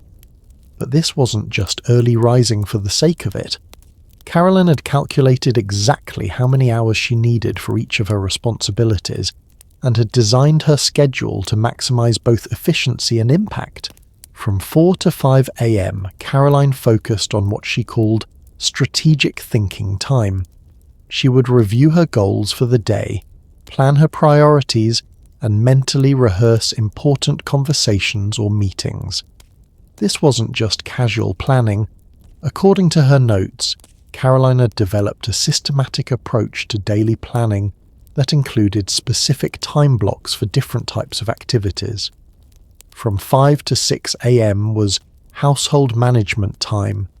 Caroline would prepare breakfast, organize the children's activities for the day, and coordinate with her domestic help. But here's what's brilliant about this. Caroline had streamlined household management so efficiently that she could accomplish in 1 hour what takes most people several hours throughout the day. How did she do it? According to historian Patricia Clark's analysis in pioneer writer The Life of Louisa Lawson, Caroline had developed what we'd now recognize as batch processing techniques. Instead of handling household tasks randomly throughout the day, she would group similar activities together and complete them in concentrated bursts of focused activity. For example, Caroline would prepare all meals for the day during her morning household time, not just breakfast. She would set up systems that allowed her children and household staff to manage routine activities without constant supervision. She'd created what modern business consultants would call standard operating procedures, for everything from childcare to meal preparation to household maintenance. But the real genius of Caroline's system became apparent between 6 a.m. and 6 p.m. when she focused on her immigration work, and this is where it gets absolutely mind-blowing, because Caroline was essentially running what we'd now recognize as a complex social services organization, and she was doing it with time management techniques that put modern corporate executives to shame. According to records held in the Australian National Archives, Caroline would typically interview between 20 and 30 immigrants per day, reviewing their skills, assessing their needs, and matching them with appropriate job opportunities. But she wasn't just conducting random interviews. Carolyn had developed a systematic approach that maximized both the quality of her assessments and the efficiency of her time. First, Caroline had created detailed intake forms that allowed her to gather essential information quickly and consistently. These forms, examples of which are preserved in the State Library of New South Wales, covered everything from work experience and family situation to personal goals and potential challenges. By using standardized forms, Carolyn could conduct thorough assessments in just 15 to 20 minutes per person. Second, Caroline had developed what she called batch scheduling. Instead of seeing immigrants randomly throughout the day, she would schedule people with similar backgrounds or needs during the same time blocks. This allowed her to focus her thinking on specific types of placements and to identify patterns that helped her make better matches between immigrants and employers. Third, Caroline had created comprehensive follow-up systems that ensured her placements were successful without requiring constant personal attention. She had developed relationships with reliable contacts in various industries who would provide feedback on the immigrants she placed. She had created simple reporting systems that allowed her to track outcomes and identify problems early. The results speak for themselves. According to government immigration records, Caroline's placement success rate was over 85%, meaning that 85% of the people she helped found stable, long-term employment that met their needs and skills. Compare that to modern employment agencies, which typically achieve success rates of 60–70% with all the advantages of modern technology and communication systems. But Caroline Chisholm wasn't unique in her time management prowess. Let me tell you about another Victorian woman whose productivity techniques would make modern efficiency experts absolutely speechless. Her name was Catherine Mumford Booth, and according to biographer Roger Green's research in Catherine Booth, a biography of the co-founder of the Salvation Army, Catherine somehow managed to raise 8 children, co-found and co-lead one of the world's largest charitable organizations, write and publish numerous books and pamphlets, deliver hundreds of public speeches, and maintain an extensive correspondence with supporters around the world. Catherine's secret: she had developed what might be the most sophisticated multitasking system in history. According to her personal papers, housed in the Salvation Army International Heritage Centre, Catherine had identified every possible opportunity to combine activities and maximise the value of every minute. For example, Catherine would conduct business meetings while doing needlework, allowing her to maintain household responsibilities while advancing her organisational work. She would dictate letters and articles while supervising her children's studies, essentially running a homeschool and managing organisational communication simultaneously. But here's what's really brilliant about Catherine's approach. She had developed what modern productivity experts call energy management, the practice of scheduling different types of activities based on when you have the most mental and physical energy for those tasks. According to time management researcher Tony Schwartz's analysis in The Way We're Working Isn't Working, most people waste enormous amounts of energy by trying to do demanding mental work when they're tired, or by doing routine tasks during their peak energy hours. Catherine Booth had figured this out 150 years before modern researchers proved it scientifically. Catherine scheduled her most demanding intellectual work, writing, strategic planning, complex problem-solving, during her peak energy hours in the early morning. She handled routine correspondence and administrative tasks during moderate energy periods in the afternoon. She saved social activities and less demanding family time for evening hours when her energy was naturally lower. The results were extraordinary. According to Salvation Army historical records, Catherine wrote over 40 published works, delivered more than 3,000 public speeches, and personally trained hundreds of Salvation Army officers, all while raising a large family and helping to build an international organisation. Now let me share something that's going to completely change how you think about multitasking, because it turns out that Victorian women had figured out the secret that modern productivity experts are just beginning to understand. Not all multitasking is bad, but most people do it wrong. According to cognitive scientist Daniel Levitin's research in The Organized Mind, Thinking Straight in the Age of Information Overload, the problem with modern multitasking isn't multitasking itself, it's trying to do multiple high-concentration tasks simultaneously. But Victorian women had developed what Levitin calls productive multitasking, combining tasks that use different types of mental and physical energy. Take the example of Margaret Gladstone MacDonald, whose time management techniques were documented by historian A.J.A. Morris in Margaret Gladstone MacDonald, A Political Life. Margaret was simultaneously managing a household, pursuing advanced studies in economics and politics, writing for several publications, and organising political campaigns for her husband's parliamentary career. But Margaret didn't try to do all of these things at the same time in a scattered, frantic way. Instead, she had developed what her biographer calls strategic layering, the practice of combining compatible activities that actually enhanced each other rather than competing for mental resources. For example, Margaret would read political and economic texts while supervising her children's playtime. This wasn't distracted reading. Margaret had discovered that the gentle, routine nature of childcare supervision actually helped her concentrate more deeply on complex intellectual material. The rhythmic, low-stress activity of watching children created what modern neuroscientists call optimal cognitive load. Just enough background activity to enhance focus without creating distraction. Similarly, Margaret would plan her political writing while doing routine household tasks like mending or organising. The manual, repetitive nature of these activities freed her mind to work on complex problems and creative solutions. She was essentially using what we'd now recognise as diffuse thinking, allowing her subconscious mind to work on problems while her conscious mind was occupied with simple tasks. According to productivity researcher Cal Newport's analysis in Deep Work, Rules for Focused Success in a Distracted World, this type of activity combination actually enhances cognitive performance rather than diminishing it.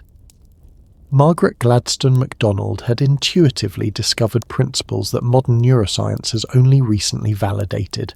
But perhaps the most impressive time management technique I've encountered belongs to a woman named Frances Willard, whose daily schedule was preserved by historian Ruth Borden in Frances Willard, a biography. Frances was simultaneously serving as president of the Women's Christian Temperance Union, one of the largest women's organizations in the world, while writing books, delivering lectures, managing extensive correspondence, and travelling constantly for speaking engagements. Frances had developed what she called portable productivity, the ability to maintain high levels of output regardless of location or circumstances. According to her travel journals, Frances could write articles on trains, prepare speeches in hotel rooms, conduct organizational business through letters written in any available quiet moment. But here's what made Frances's system revolutionary. She'd created what modern productivity experts call modular work design. Instead of requiring large blocks of uninterrupted time for complex projects, Frances had learned to break down even sophisticated intellectual work into small, discrete tasks that could be completed in 15 to 30-minute segments. For example, when writing a book, Frances wouldn't wait for a free day to work on it. Instead, she would outline chapters during brief quiet moments, draft individual sections during travel time, and revise and edit during otherwise wasted time like waiting for meetings to begin. According to her records, Frances wrote over 12 books using this modular approach, often completing entire chapters during train journeys or hotel stays. The most amazing part: Frances was doing all of this while maintaining what her contemporaries described as a warm, engaging personality and strong personal relationships. She wasn't sacrificing her human connections for the sake of productivity. She had figured out how to be highly productive while still being fully present for the people in her life. Now, let me ask you something, and I want you to really think about this. When was the last time you felt like you had accomplished everything you wanted to in a day? When did you last feel like you had been truly productive without being stressed or overwhelmed? Because these Victorian women weren't just getting more done. They were getting more done while experiencing less stress and maintaining better relationships than most of us manage today. They had figured out something that our modern culture of constant connectivity and digital distraction has forgotten. True productivity isn't about doing more things, it's about doing the right things in the right way at the right time. But here's where the story takes a darker turn, because not every Victorian woman managed to balance these incredible demands successfully. For every Caroline Chisholm or Catherine Booth who thrived under intense pressure, there were others who were crushed by the impossible expectations and overwhelming responsibilities. The price of trying to have it all in Victorian society was sometimes devastating, and the stories of what happened when these sophisticated systems broke down reveal the darker side of women's work-life balance that history has largely tried to forget.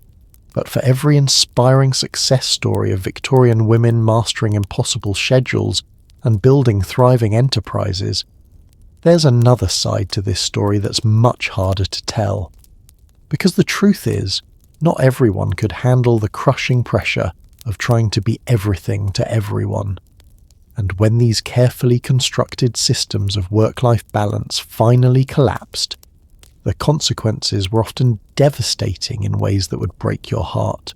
Let me tell you about Mary Elizabeth Braddon, and I need you to prepare yourself because this story is going to hit differently than the ones we've shared so far. Mary was one of the most successful novelists of the Victorian era. Her books sold millions of copies, and she was earning what would be equivalent to over $500,000 per year in today's money. According to literary historian Jennifer Carnell's research in The Literary Lives of Mary Elizabeth Braddon, Mary was also raising 6 children, managing multiple households, and somehow finding time to write over 80 novels during her career. On the surface, Mary Elizabeth Braddon looked like the perfect example of a Victorian woman who had it all. She had achieved financial independence through her writing, she was raising a large family, and she was maintaining what appeared to be a successful domestic life. But according to her personal correspondence, housed in the Robert Woods Bliss collection at Dumbarton Oaks, the reality behind this success was absolutely heartbreaking. In an 1878 letter to her friend Bulwer Lytton, Mary wrote, and I'm quoting directly here, "I write with my youngest child ill in the next room, my eldest son in trouble at school, and my publisher demanding 3 chapters by Monday. I have not slept properly in weeks, and I fear I am losing my ability to think clearly. Sometimes I wonder if success is worth the price I am paying." This wasn't just typical Victorian melodrama. According to medical records preserved in the Braddon family papers, Mary suffered from what her doctors called nervous exhaustion, what we'd now recognise as severe anxiety and depression brought on by chronic stress. She experienced frequent episodes of what she described as mental paralysis, periods when she literally could not write, think or make decisions. But here's the tragic part. Mary couldn't afford to stop working. Her family depended on her income. Her publishers had contracts that demanded regular output, and the carefully constructed life she had built would collapse if she reduced her productivity. So she kept pushing forward, even as her mental and physical health deteriorated. The breaking point came in 1882, according to Carnell's research. Mary suffered what her family described as a complete nervous breakdown that left her unable to work for nearly 6 months. During this period, the family's financial situation became desperate. They had to sell their home, let go of household staff, and rely on loans from friends to survive. The most heartbreaking detail. According to family letters, Mary's children blamed themselves for their mother's illness, believing that if they had been better behaved or less demanding, she wouldn't have become so overwhelmed. The very family she had been working so hard to support had been damaged by her efforts to provide for them. Mary did eventually recover and return to writing, but according to her later correspondence, she never regained the joy she had once found in her work. She wrote out of necessity rather than passion, and her later novels, while financially successful, lacked the creative energy that had made her early work so compelling. And Mary's story wasn't unusual. Let me tell you about another case that illustrates just how devastating the collapse of work-life balance could be for Victorian women. Her name was Sarah Grand. Yes, that was really her pen name. And she was one of the leading feminist writers of the 1890s. According to biographer Gillian Kersley's research in Darling Madame Sarah Grand and Devoted Friend, Sarah was simultaneously writing novels that challenged social conventions, raising her son as a single mother after separating from her husband, and trying to support herself financially through her writing. Sarah's early novels, particularly The Heavenly Twins, were massive bestsellers that established her as one of the most influential voices in the women's rights movement. According to publishing records held in the British Library, Sarah was earning substantial income from her writing and had achieved the kind of independence that most Victorian women could only dream of. But success brought impossible demands. Sarah was expected to attend literary gatherings, social events, and political meetings while maintaining her writing schedule and caring for her son. According to her personal diary, discovered by Kersley in the 1980s, Sarah was regularly working 18-hour days, trying to balance her professional obligations with her responsibilities as a mother. The pressure began to show in her writing. According to literary critic Talia Schaffer's analysis in The Forgotten Female Aesthetes, Sarah's later novels became increasingly scattered and unfocused, reflecting what Schaffer calls the exhaustion of trying to be everything to everyone. But the real tragedy was in Sarah's relationship with her son. According to family correspondence, Sarah's demanding schedule meant that she was often absent during crucial periods of his childhood. When he needed help with his education, she was travelling for book promotions. When he was ill, she was meeting deadlines. When he wanted to spend time with his mother, she was attending political meetings or literary events. The result? According to Kersley's research, Sarah's son grew up feeling abandoned and resentful. As an adult, he rarely contacted his mother and never acknowledged her professional accomplishments. Sarah had achieved everything she had wanted professionally, but at the cost of the relationship that mattered most to her personally. In her later years, according to her memoirs, Sarah wrote that she would trade all of her literary success for the chance to have a closer relationship with her son. She had gained the world but lost what she valued most. Now, let me ask you something, and I want you to really think about this. How many times have you heard someone say that women today are the first generation to struggle with work-life balance?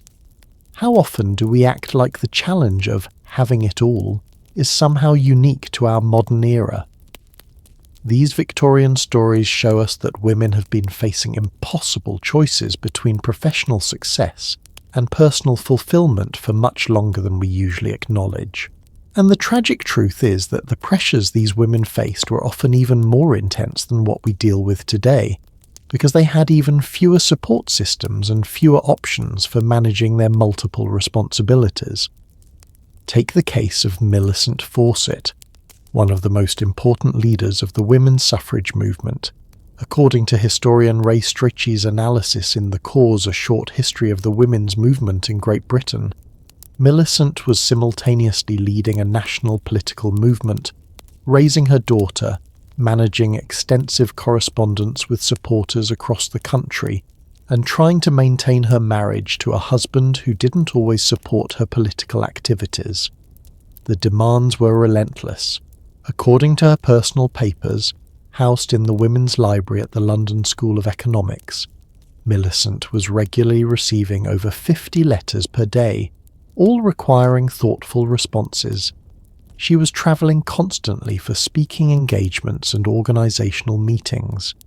She was writing articles, books and speeches while trying to be present for her family. According to her daughter Philippa's later recollections published in What I Remember, Millicent's political work consumed so much of her time and energy that family life often felt secondary. Philippa wrote that she sometimes felt like she was competing with the suffrage movement for her mother's attention, and that she often lost that competition. But here's what makes Millicent's story particularly tragic. She couldn't reduce her political involvement without abandoning the cause that thousands of women were depending on her to lead. The suffrage movement needed her full commitment, but her family needed her too. There was no way to satisfy both sets of demands completely. According to historian Sandra Stanley Holton's research in Suffrage Days, Stories from the Women's Suffrage Movement, this kind of impossible choice was common among women leaders during the Victorian era. Many of the most effective activists and professionals were forced to choose between their public work and their personal relationships, often damaging both in the process. The physical toll was just as devastating as the emotional cost. According to medical historian Pat Jallan's research in Death in the Victorian Family, women who tried to maintain both demanding careers and large families experienced significantly higher rates of what Victorian doctors called nervous disorders, anxiety, depression, and stress-related illnesses that could be completely debilitating. Dr. Elizabeth Garrett Anderson, Britain's first female physician, documented many of these cases in her medical practice. According to her case notes, preserved in the Elizabeth Garrett Anderson Hospital archive, she regularly treated women who were suffering from severe stress-related symptoms, chronic headaches, digestive problems, insomnia, and what she described as mental fatigue that left patients unable to concentrate or make decisions. Dr. Anderson herself was not immune to these pressures. According to biographer Joe Manton's research in Elizabeth Garrett Anderson, she struggled throughout her career to balance her groundbreaking medical practice with raising her 3 children. Her personal letters reveal constant anxiety about whether she was neglecting her family for her patients or failing her patients because of family obligations. The most heartbreaking aspect of Dr. Anderson's story is that she felt she couldn't discuss these struggles openly, because doing so might undermine other women's efforts to enter the medical profession. She had to maintain the appearance of having everything under control, even when she was privately falling apart. And this brings us to one of the most damaging aspects of Victorian work-life balance: the pressure to make it look effortless. These women weren't just expected to manage impossible schedules, they were expected to do it gracefully, without complaining, and without letting anyone see how much it was costing them. According to social historian Leonore Davidoff's analysis in The Best Circles, Women and Society in Victorian England, this expectation of effortless perfection meant that women who were struggling couldn't seek help or acknowledge their difficulties without risking social disapproval and professional consequences. The result was a culture of silence around the real costs of trying to have it all. Women who were breaking down under impossible pressure had to maintain the facade that everything was fine, which prevented them from getting the support they needed and made their situations even more isolated and desperate. Let me share one final story that perfectly illustrates the devastating consequences of this enforced silence. According to records held in the Girton College archive, a woman named Emily Davies, who founded Girton College, one of the first colleges for women at Cambridge University, suffered what would now be recognised as a severe mental health crisis in 1873.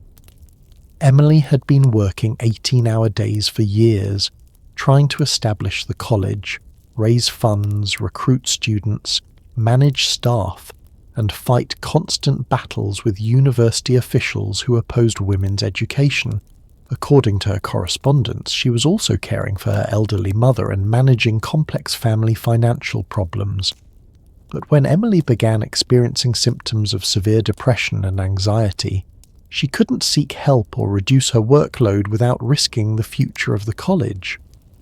Too many people were depending on her leadership, and any sign of weakness might give opponents the excuse they needed to shut down the women's education program. So Emily continued working while struggling with what her friends privately described as periods of complete despair. According to her personal diary, she sometimes couldn't get out of bed for days at a time, but she would force herself to attend meetings and maintain correspondence because she believed that the cause was more important than her personal well-being. The long-term consequences were devastating. According to biographer Daphne Bennett's research in Emily Davies and the Liberation of Women, Emily's health never fully recovered from this period of extreme stress.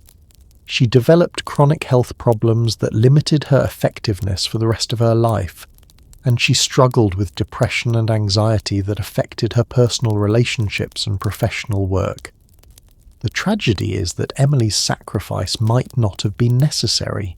If she had felt able to seek help, to share her workload, to acknowledge her limitations without fear of damaging the cause, she might have been able to maintain both her effectiveness and her health. These stories aren't meant to discourage you or make you feel hopeless about work-life balance.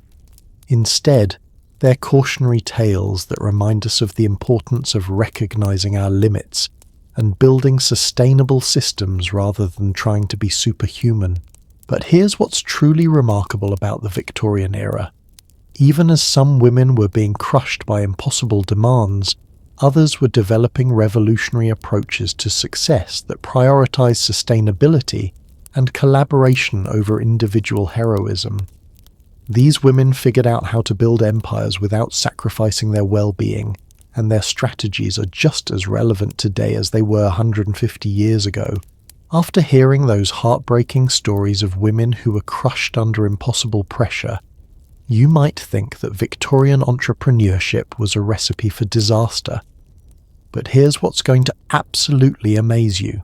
For every woman who struggled with the demands of having it all, there were others who figured out how to build massive business empires while actually enjoying their lives. These women didn't just survive the fashion and beauty industries, they created them from scratch, and they did it using strategies that would make today's influencer millionaires look like amateurs. Let me introduce you to someone who's going to completely change how you think about fashion entrepreneurship. Her name was Jean Paquin, and if Kim Kardashian and Anna Wintour had a baby in the 1890s, that baby would still be jealous of what Jean accomplished. According to fashion historian Nancy Troy's research in Couture Culture, a study in modern art and fashion, Jean Paquin became the first woman to achieve international recognition as a fashion designer, and she did it by essentially inventing the modern fashion industry as we know it. But here's what's going to blow your mind about Jean's story. She didn't start with money, connections, or formal training. She started as a seamstress in a small Parisian dress shop, making about 3 francs per day. That's roughly $12 in today's money. Most people would have been grateful just to have steady work. But Jean looked around and saw opportunities that nobody else had noticed. According to business records preserved in the Archives de Paris, Jean realized that wealthy women were tired of wearing the same styles as everyone else. The fashion industry at the time was dominated by men who created formal, elaborate designs that were more about showing off wealth than expressing individual personality. Jean saw a gap in the market for clothes that were both luxurious and actually wearable. So in 1891, at age 23, Jean opened her own fashion house with her husband Isidore. But here's where Jean's genius becomes apparent. She didn't just start designing clothes. She created what we'd now recognize as the first modern fashion brand, complete with marketing strategies that were 100 years ahead of their time. First, Jeanne understood the power of what we'd now call influencer marketing. According to records held in the Bibliothèque Fournée, Jeanne deliberately cultivated relationships with actresses, socialites, and other prominent women, offering them custom designs in exchange for wearing her creations to high-profile events. But she wasn't just giving away free clothes. She was strategically building a brand association between her designs and the most stylish, confident women in Paris. The results were immediate and spectacular. When actress Sarah Bernhardt wore a Paquin gown to a major theatrical premiere, orders began pouring in from women who wanted to capture that same glamorous, sophisticated image. Jeanne had essentially created demand by associating her brand with aspirational lifestyle goals. But Jeanne's real breakthrough came when she figured out something that modern fashion brands are still trying to master: how to make luxury accessible without diluting the brand's exclusivity. According to fashion business historian Christopher Bruard's analysis in Fashion and Modernity, Jeanne created multiple product lines at different price points, allowing women with varying budgets to participate in the Paquin aesthetic. Her most expensive custom gowns might cost 800 francs, equivalent to about $3,200 today, but Jeanne also offered ready-to-wear pieces for 150 francs and accessories starting at just 25 francs. This wasn't just smart pricing, it was revolutionary business strategy that allowed Jeanne to capture market share across multiple economic segments simultaneously. The numbers speak for themselves. According to tax records preserved in the French National Archives, by 1900, just 9 years after opening, the House of Paquin was generating annual revenues of over 2 million francs. That's equivalent to about $8 million in today's money. Jeanne had built a fashion empire that employed over 600 people and had customers across Europe and America. But wait, because Jeanne's story gets even more impressive. She wasn't content to just succeed in Paris. She wanted to build a global brand. In 1912, according to business historian Valerie Steele's research in Paris Fashion and Cultural History, Jeanne opened branches in London, New York, and Buenos Aires, making Paquin one of the world's first international fashion brands. Think about what Jeanne accomplished, and remember that she was doing all of this before airplanes, before international telephone service, before any of the communication and transportation infrastructure that we take for granted today. She was managing a global business empire using nothing more than telegrams, ocean liner shipping, and an incredible network of personal relationships. Now, you might be thinking that Jeanne's success was unique to the fashion industry, but let me tell you about another Victorian woman who built an even more impressive empire in what was essentially the beauty influencer space. Her name was Harriet Hubbard Eyre, and according to cosmetics historian Kathy Pierce's analysis in Hope in a Jar, The Making of America's Beauty Culture, Harriet created what was probably the first modern cosmetics company, complete with scientific marketing, celebrity endorsements, and lifestyle branding that would make today's beauty entrepreneurs weep with envy.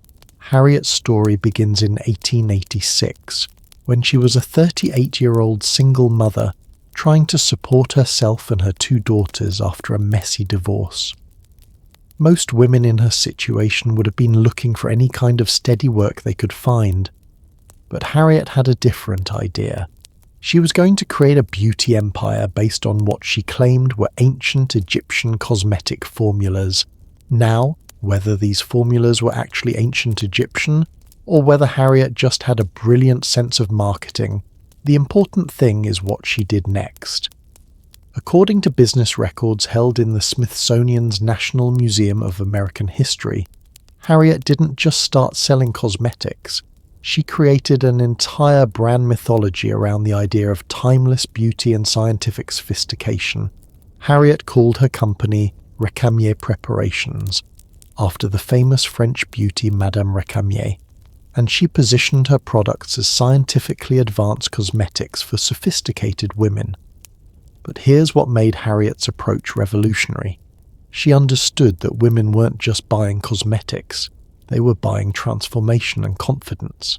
According to advertising records preserved in the Warshaw collection of Business Americana, Harriet's marketing materials didn't just describe the products, they told stories about the kind of woman who used them.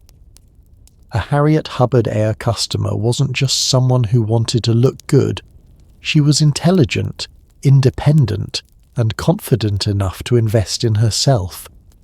This psychological approach to marketing was decades ahead of its time. Harriet was essentially creating what we'd now recognize as aspirational branding, selling not just products, but identity and lifestyle goals. The financial results were extraordinary.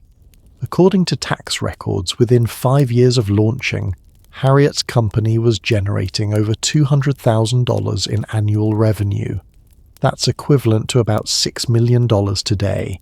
She had achieved this success by targeting what we'd now call the premium mass market. Women who wanted luxury cosmetics but couldn't afford the most expensive European imports. But here's where Harriet's story becomes really fascinating, because she figured out something that modern beauty brands are still trying to master: how to build authentic relationships with customers at scale. According to correspondence preserved in the New York Historical Society, Harriet personally answered thousands of letters from customers, providing beauty advice, lifestyle tips, and personal encouragement. This wasn't just customer service, it was community building. Harriet was creating personal connections with women across the country, making them feel like they were part of an exclusive club of sophisticated, confident women. She was essentially running the 1890s version of a beauty blog, complete with personal stories, product recommendations, and lifestyle advice. The most amazing part? Harriet was doing all of this while also writing for major magazines, giving public lectures about women's independence, and somehow finding time to raise her daughters as a single mother. She had figured out how to build a business empire without sacrificing her other priorities. Now let me tell you about someone who took Victorian fashion entrepreneurship to an even more impressive level. Have you ever wondered who created the idea of the fashion show? Who first thought to put models on a runway and turn clothing into entertainment? Well, meet Lady Duff Gordon, who went by the professional name Lucille, and who essentially invented the modern fashion industry's approach to marketing and spectacle. According to fashion historian Meredith Etherington Smith's research in The It Girls, Lucy, Lady Duff Gordon, the couturier Lucille, and Eleanor Glynn, the romantic novelist. Lucille created the first modern fashion shows in 1906, complete with elaborate staging, dramatic lighting, and what she called mannequins de ville, essentially the first professional fashion models. But Lucille wasn't just putting on pretty shows, she was creating what we'd now recognize as experiential marketing. Her fashion presentations weren't just about selling clothes, they were about selling dreams, fantasy, and aspirational lifestyle goals. According to contemporary reviews preserved in British Vogue's archives, Lucille's shows were more like theatrical productions than traditional clothing presentations. Lucille understood something that modern marketers are still trying to figure out. People don't just buy products, they buy stories and experiences. When wealthy women attended a Lucille fashion show, they weren't just seeing clothes, they were participating in an exclusive cultural event that made them feel sophisticated and important. The business results were phenomenal. According to company records held in the Victoria and Albert Museum archives, Lucille built a fashion empire that included houses in London, Paris, and New York, employed over 1,000 people, and dressed everyone from European royalty to American movie stars. She'd created what was essentially the first global luxury lifestyle brand. But what I find most impressive about these Victorian fashion entrepreneurs is how they balance their massive business success with rich personal lives. Unlike some of the women we talked about earlier who were crushed by overwhelming demands, these fashion mavens seem to thrive on complexity and actually enjoy their multifaceted lives. Take Jean Paquin, for example. According to her biographer Pamela Golbin's research in Madeleine Vionnet, Jean was known for hosting elaborate dinner parties, travelling extensively for pleasure, and maintaining close friendships with artists, writers, and other creative people. She wasn't just working constantly. She was living a full, rich life that included business success as one element among many. Similarly, according to beauty industry historian Jeffrey Jones's analysis in Beauty Imagined: A History of the Global Beauty Industry, Harriet Hubbard Ayer used her business success as a platform for advocacy and social change. She wrote extensively about women's rights, supported educational opportunities for women, and used her public platform to challenge social conventions about women's roles and capabilities. These women had figured out something that many modern entrepreneurs struggle with: how to build successful businesses that enhance rather than consume their lives. They weren't sacrificing everything for professional success. They were using professional success to create the kind of lives they wanted to live. But perhaps the most remarkable thing about these Victorian fashion and beauty entrepreneurs is how they managed to succeed in industries that were supposedly controlled by men. According to business historian Nancy Green's research in Ready to Wear and Ready to Work, A Century of Industry and Immigrants in Paris and New York, these women weren't just competing with male entrepreneurs. They were creating entirely new markets and business models that the men hadn't even thought of. Think about that for a moment. These Victorian women weren't just breaking into existing industries. They were inventing new industries from scratch. They were creating demand for products and services that didn't exist before, building customer bases that no one had thought to target, and developing marketing strategies that were generations ahead of their time. And here's what makes their success even more remarkable. They were doing all of this while managing the complex social expectations of Victorian society. They had to maintain their reputations as proper ladies while running aggressive business enterprises. They had to be entrepreneurial and competitive while appearing feminine and refined. They had to build global brands while managing family responsibilities and social obligations. The fact that they not only survived these contradictory demands but actually thrived under them suggests that they had developed some incredibly sophisticated strategies for managing complexity and maintaining balance. These weren't just lucky breaks or isolated success stories. These were systematic approaches to building sustainable business empires while living fulfilling personal lives. But even as these fashion and beauty moguls were building their empires and managing their complex lives, other Victorian women were facing an entirely different kind of challenge. Because while some women were building businesses, others were trying to educate their children while working 16-hour days in factories and fields. The strategies these working mothers developed for passing on knowledge and values to the next generation will absolutely stagger you with their creativity and dedication. While those fashion moguls were building empires with style and sophistication, there was another group of Victorian mothers performing what might be an even more incredible feat. These women were working back-breaking 16-hour days in factories, farms, and sweatshops. And somehow, they were still managing to educate their children to levels that would put many modern homeschooling parents to shame. What they accomplished with no formal training, no educational resources, and barely any free time will make you question everything you think you know about what's possible when you're truly committed to your children's future. Let me tell you about Agnes Campbell, whose story was documented by education historian Jane Lewis in Women in England 1870-1950. sexual divisions and social change. Agnes worked 14 hours a day in a Manchester cotton mill, earned just 8 shillings per week, and was somehow raising 5 children as a widow after her husband died in a mining accident. By any reasonable standard, Agnes should have been too exhausted, too poor, and too overwhelmed to worry about her children's education. But here's what's going to absolutely amaze you about Agnes. According to school records preserved in the Manchester City archives, all 5 of her children not only learned to read and write fluently, but they also mastered basic mathematics, geography, and what we'd now call critical thinking skills. And Agnes accomplished this educational miracle using teaching methods that were so innovative. Modern educators are still trying to figure out how she did it. Agnes's secret.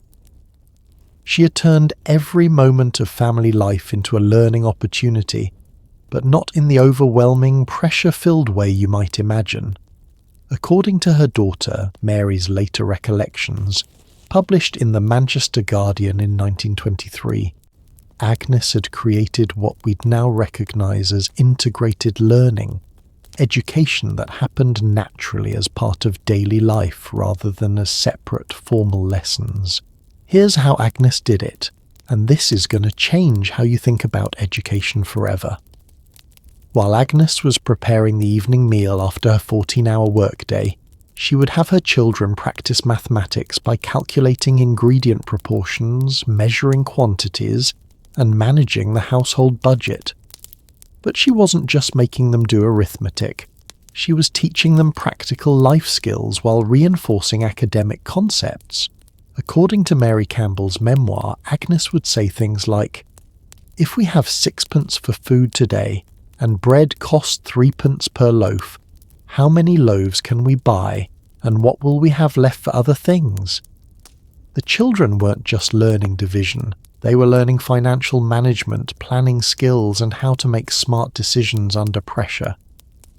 But Agnes's educational system got even more sophisticated.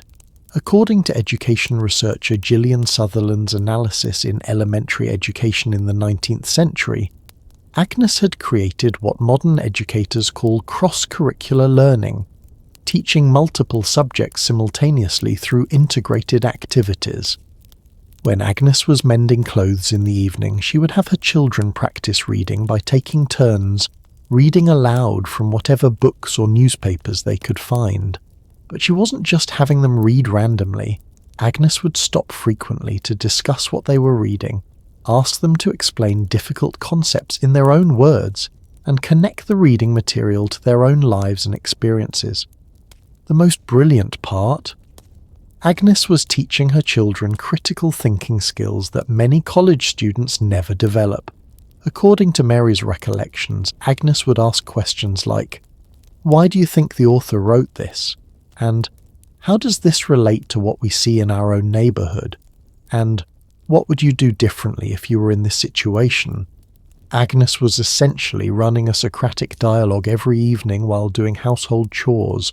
She was developing her children's analytical abilities, communication skills, and intellectual curiosity using nothing more than whatever reading material she could find and her own natural teaching instincts. But the most impressive aspect of Agnes's educational system was how she handled the challenge of different age levels and learning abilities. With children ranging from age 5 to 15, Agnes couldn't use a one-size-fits-all approach, so she created what we'd now recognise as peer tutoring and differentiated instruction, educational techniques that weren't formally developed until decades later. According to school inspector reports held in the British National Archives, Agnes had her older children help teach the younger ones, but not in a random way. She had carefully structured these teaching relationships so that the older children reinforced their own learning while helping their siblings develop new skills. For example, when 10-year-old James was struggling with reading, Agnes would have 15-year-old William read the same passages aloud first, then have James repeat them, then ask both boys to discuss what they had read. This approach helped James improve his reading while giving William practice in public speaking and analytical thinking. The results speak for themselves. According to employment records preserved in the Manchester Chamber of Commerce archives, all 5 of Agnes Campbell's children found skilled employment as adults. Jobs that required literacy, numeracy, and problem-solving abilities that were relatively rare among working-class people at the time. But Agnes's story wasn't unique. Let me tell you about another remarkable Victorian mother who took educational innovation to an even more impressive level. Her name was Ellen Brown, and according to historian Anna Davin's research in Growing Up Poor Home, School and Street in London, 1870 to 1914, Ellen was working as a seamstress while raising 7 children in a 2-room apartment in London's East End. Ellen was taking in piecework that required her to sew from dawn until well past midnight, but she somehow found ways to provide her children with an education that would have impressed middle-class families with far more resources.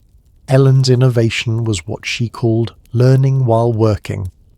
According to her son Thomas's later memoir, Memories of a Working Life, Ellen had organised her sewing work so that her children could participate in educational activities while she worked.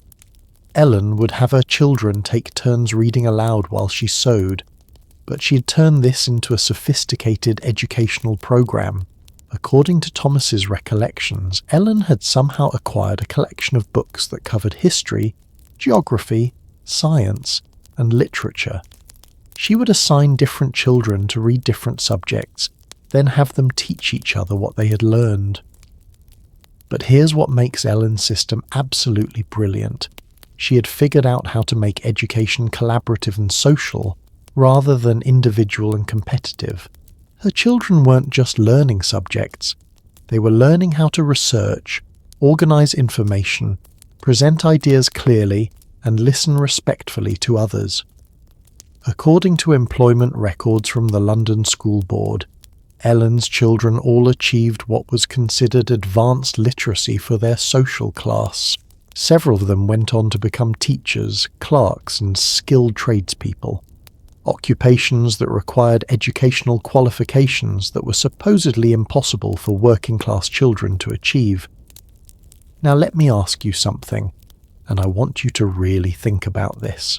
When was the last time you complained about not having enough time to help your children with their homework? When did you last feel like you were too busy or too tired to engage with your kids' education? Because these Victorian mothers were working physical labour for 14 to 16 hours per day, coming home exhausted, and then finding the energy and creativity to provide their children with educational experiences that many modern families struggle to achieve with all our resources and conveniences. Take the case of Maria Santos, a Portuguese immigrant whose story was documented by immigration historian Donna Gabachia in Foreign Relations, American Immigration in Global Perspective. Maria was working in a New York garment factory while raising 6 children in a tenement apartment. According to family letters preserved in the Immigration History Research Center, Maria spoke very little English when she arrived in America, but she was determined that her children would have educational opportunities that she had never had. Maria's solution was pure genius. According to her daughter, Rosa's later testimony to the Works Progress Administration, Maria had created what we'd now call a family learning cooperative. Maria would arrange for her children to teach her English while she taught them Portuguese, mathematics, and what she called life wisdom. But this wasn't just casual conversation. Maria had structured these learning sessions with specific goals and methods. According to Rosa's recollections, Maria would have her children read English newspapers aloud, explaining difficult words and concepts as they went. In return, Maria would teach them mathematical concepts she had learned in Portugal, share stories about Portuguese history and culture, and provide what we'd now recognise as comprehensive life skills education. The most remarkable part. According to school records held in the New York City Municipal Archives, all 6 of Maria's children not only graduated from elementary school, which was relatively rare for immigrant children at the time, but several went on to complete high school and pursue professional careers. Maria had achieved this educational success while working in a sweatshop, managing a household with no modern conveniences, and learning English as a second language. She had created a learning environment that was more effective than many modern educational programs, using nothing more than determination, creativity, and love. But perhaps the most inspiring example of Victorian working mother education comes from the coal mining regions of Wales. According to historian Angela John's research in By the Sweat of Their Brow, Women Workers at Victorian Coal Mines, the wives of coal miners faced some of the most challenging circumstances imaginable.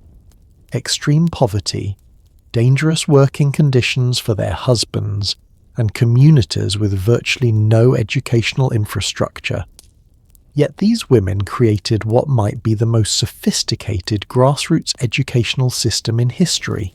According to records preserved in the Welsh National Archives, groups of mining wives organised what they called kitchen schools, informal educational cooperatives that operated in homes throughout the mining communities.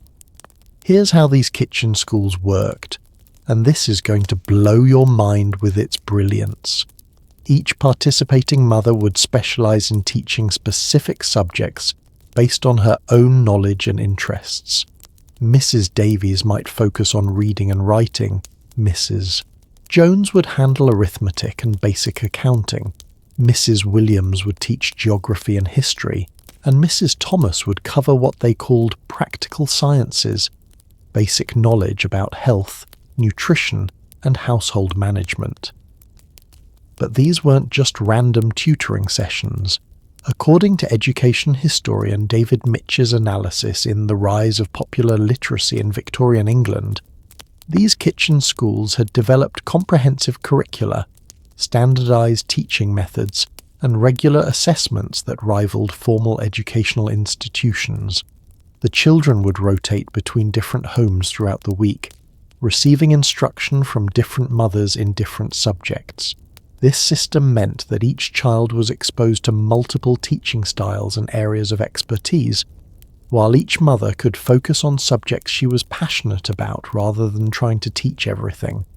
The most amazing part, according to literacy surveys conducted by the Welsh Education Department, communities with active kitchen school programs achieved literacy rates that were significantly higher than the national average, despite having far fewer resources than more affluent areas.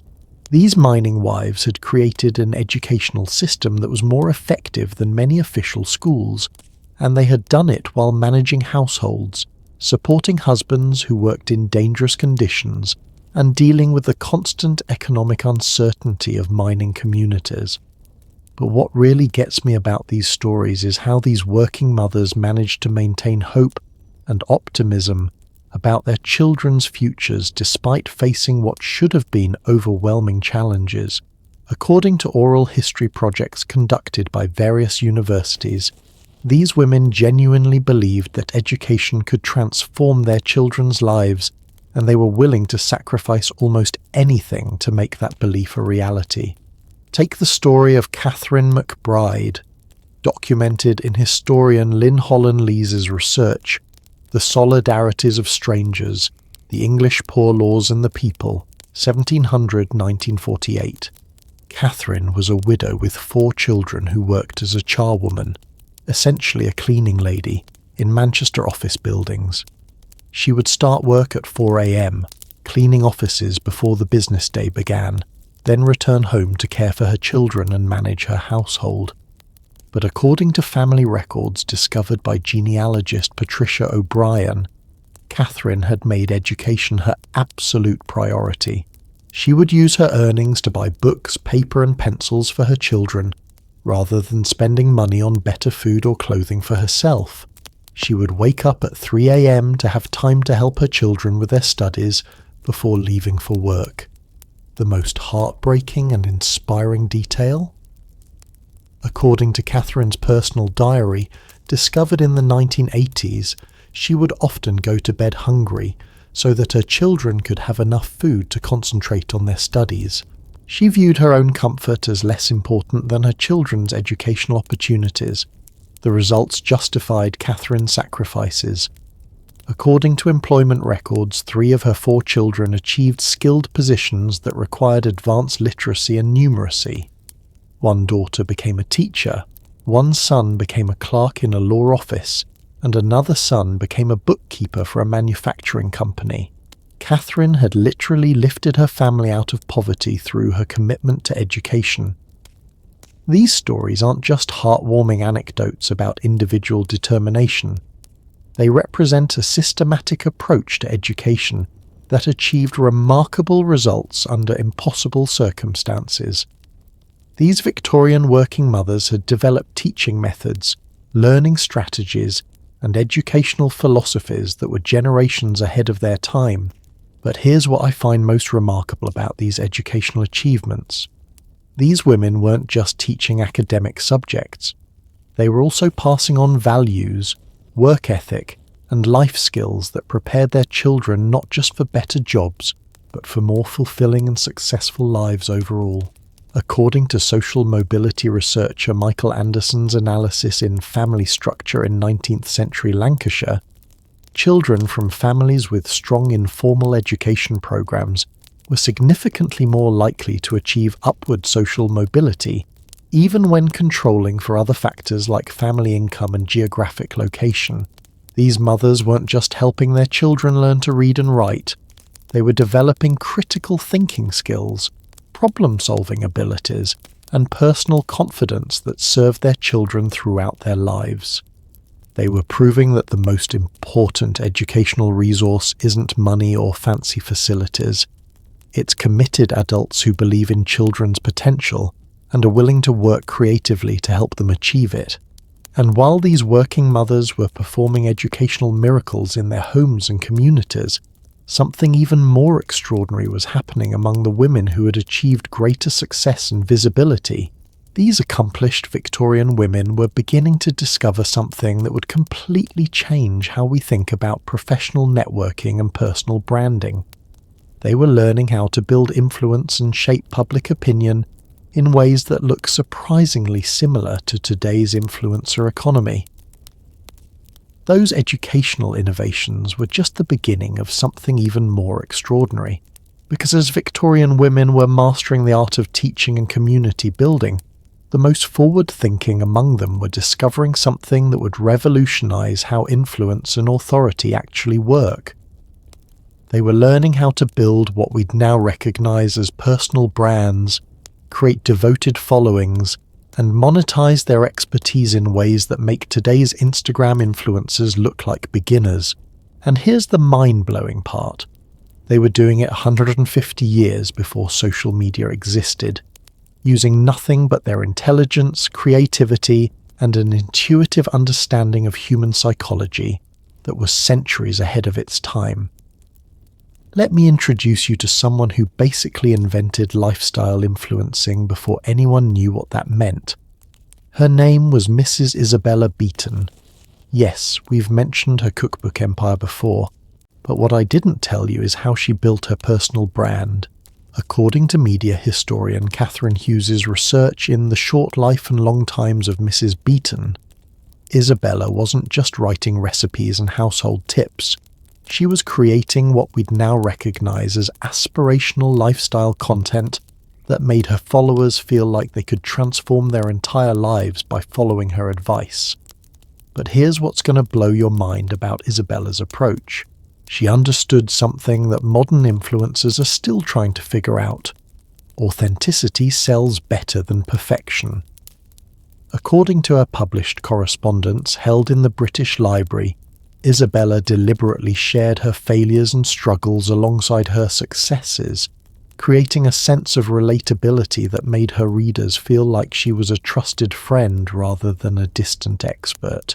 In one particularly revealing letter to her publisher, Isabella wrote, I have found that when I admit to burning a roast or struggling with a difficult recipe, my readers respond with far more enthusiasm than when I present everything as effortlessly perfect. They want to know that I am human, that I face the same challenges they do.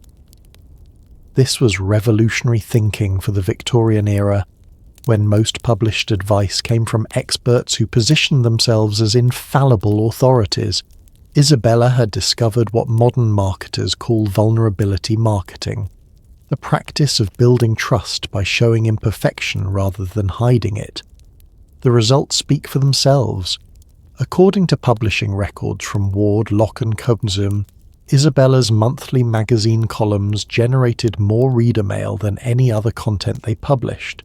Women would write detailed letters sharing their own cooking disasters, asking for specific advice, and expressing gratitude for Isabella's honest approach to domestic life. But Isabella wasn't just creating content, she was building a community. According to Hughes's research, Isabella personally responded to hundreds of letters from readers, creating individual relationships that strengthened her overall brand. She was essentially running a 19th century version of direct engagement marketing, making each follower feel personally connected to her success. Now, let me ask you something. How many modern influencers do you follow who actually respond personally to your comments or messages? Because Isabella Beaton was doing this level of personal engagement while managing a publishing empire, raising children, and maintaining a household. She had figured out how to scale personal connection in ways that most digital influencers haven't mastered even with all our modern technology. But Isabella's influence strategy got even more sophisticated. According to advertising historian T.J. Jackson Lears's analysis in Fables of Abundance, A Cultural History of Advertising in America, Isabella was one of the first people to understand the power of product placement and brand partnerships. She would casually mention specific brands of flour, kitchen equipment, or household products in her articles, but not in an obvious advertising way. Instead, Isabella would weave product recommendations into personal stories about her own cooking experiences. She might write something like, "When I was preparing dinner for Lord Maybury's visit last week, I found that Huntley and Palmer's flour produced the lightest pastry I have ever achieved." This wasn't just product endorsement. It was lifestyle storytelling that made readers feel like they were getting insider access to Isabella's sophisticated world. According to business records preserved in the Guildhall Library, companies began paying Isabella significant fees for these mentions, making her one of the first people to monetize what we'd now call influencer marketing. By 1865, Isabella was earning more money from brand partnerships than from her book sales, a revenue model that modern influencers would recognize immediately. But perhaps the most impressive example of Victorian influencer marketing comes from a woman named Frances Power Cobb, whose personal branding strategy was so advanced that it wouldn't look out of place on LinkedIn today. According to women's rights historian Barbara Kane's research in Victorian Feminists, Frances built her influence not through domestic expertise like Isabella, but through what we'd now call thought leadership in social and political issues. Frances understood something that many modern professionals struggle with: how to build authority in controversial topics without alienating potential supporters. According to her published articles held in the Fawcett Library archives, Frances developed what she called progressive positioning, the practice of introducing radical ideas through moderate language and relatable examples. For instance, when Frances wanted to advocate for women's property rights, she didn't start with abstract legal arguments or feminist theory. Instead, she would tell stories about specific women, sometimes herself, sometimes friends, sometimes fictional characters, who'd faced practical problems because of existing laws. She would let readers draw their own conclusions about the need for reform rather than lecturing them directly. According to political historian Olive Banks's analysis in Becoming a Feminist, The Social Origins of First-Wave Feminism, this storytelling approach was incredibly effective at changing minds and building support for women's rights. Frances was essentially using content marketing to advance political causes, creating emotional connections that led to intellectual conversion. The numbers prove Frances's influence was real and substantial. According to records from the National Society for Women's Suffrage, articles written by Frances Power Cobb generated more donations, membership applications, and volunteer commitments than any other form of advocacy. She had figured out how to turn content creation into movement building, but Frances's personal brand strategy included another element that modern influencers would recognize immediately. She had created what we'd now call a signature look and consistent voice that made her instantly recognizable to her audience. According to contemporary descriptions preserved in the Women's Penny paper, Frances was known for wearing simple, elegant clothing that suggested both professionalism and approachability. She avoided the elaborate fashions favoured by many upper-class women, instead choosing a style that communicated serious purpose without intimidating potential supporters. Similarly, Frances's writing voice was carefully crafted to project intelligence, warmth, and moral authority simultaneously. According to literary analyst Elaine Showalter's research in A Literature of Their Own, Frances had developed what we'd now recognise as personal branding through consistent tone and messaging across all her publications. The result was a personal brand that was so strong and recognisable that Frances could launch new initiatives, advocate for controversial positions, and attract support for various causes simply by associating her name with them. She had built what modern marketers call brand equity, the value that comes from audience trust and recognition. Now let me tell you about someone who took Victorian influencer marketing to an even more impressive level. Her name was Annie Besant, and according to historian Rosemary Dinnage's research in Annie Besant, she created what might be the first multimedia personal brand in history, using books, magazines, public speaking, and even early photographic marketing to build a following that spanned multiple countries and social movements. Annie understood something that many modern influencers miss: the importance of what we'd now call content diversification. Instead of focusing on just one platform or medium, Annie created content across every available channel of communication. According to records held in the Theosophical Society archives, Annie was simultaneously writing books, publishing magazine articles, delivering public lectures, participating in debates, and even using early photography to create what we'd now recognise as lifestyle imagery. But here's what made Annie's approach truly revolutionary. She understood that different audiences respond to different types of content, so she created specialised content for different segments of her following. According to media historian Joel Wiener's analysis in Papers for the Millions, The New Journalism in Britain, 1850s to 1914, Annie would write scholarly articles for educated readers, accessible pamphlets for working-class audiences, and personal memoirs for people interested in her individual story. The sophistication of Annie's audience segmentation would impress modern digital marketers.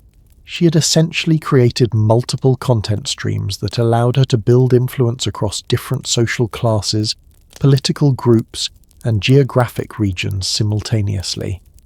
According to attendance records preserved in the British Library, Annie's public lectures regularly drew audiences of over 3,000 people.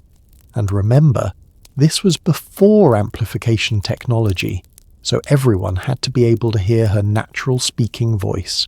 She had developed what we'd now call live content that was so compelling people would travel hundreds of miles to attend her presentations. But perhaps the most impressive aspect of Annie's personal brand was how she managed to maintain authenticity while evolving her positions and interests over time. Annie went through several major philosophical transformations during her career, from Christianity to atheism to socialism to theosophy. But according to biographer Anne Taylor's research in Annie Besant, a Biography, she managed these transitions without losing her core audience or credibility. How did Annie maintain her influence through such dramatic changes? According to her own writings, she was completely transparent about her intellectual evolution, explaining to her followers why she was changing her positions and inviting them to join her intellectual journey rather than asking them to simply accept her new ideas. This approach to brand evolution was incredibly sophisticated for the Victorian era, when most public figures were expected to maintain consistent positions throughout their careers.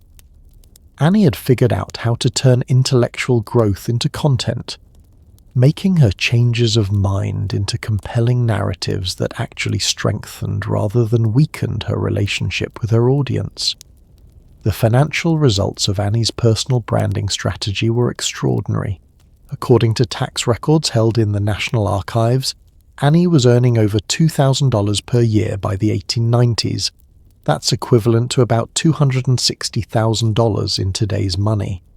She had monetized her personal brand through book sales, speaking fees, consulting arrangements, and what we'd now recognize as sponsored content partnerships.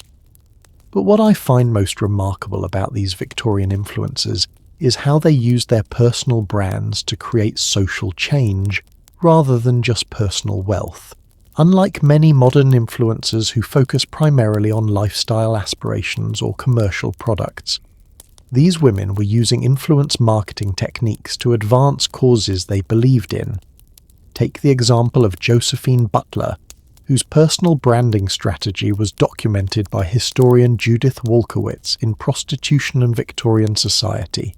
Josephine was advocating for the rights of prostitutes and other marginalized women, an incredibly controversial cause that could have destroyed her social standing and reputation.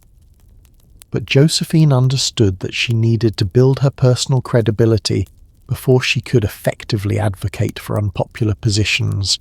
According to her correspondence held in the Women's Library, Josephine spent years establishing herself as a moral authority through less controversial activities, writing about family life, supporting women's education, and participating in charitable work that was socially acceptable. Only after she'd built a strong personal brand as a respectable, moral woman did Josephine begin advocating for prostitutes' rights.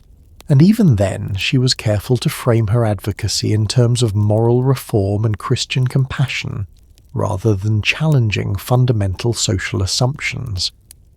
This strategic approach to controversial advocacy was incredibly effective. According to parliamentary records, Josephine's campaign against the Contagious Diseases Acts ultimately succeeded in getting the legislation repealed, despite facing fierce opposition from medical authorities, military officials, and moral conservatives. Josephine had essentially used personal branding and content marketing to build enough influence to challenge powerful institutional interests and win. She had proven that individual influence, properly constructed and strategically deployed, could create significant social change. These Victorian women had figured out something that many modern influencers are still learning. True influence isn't just about follower counts or engagement metrics.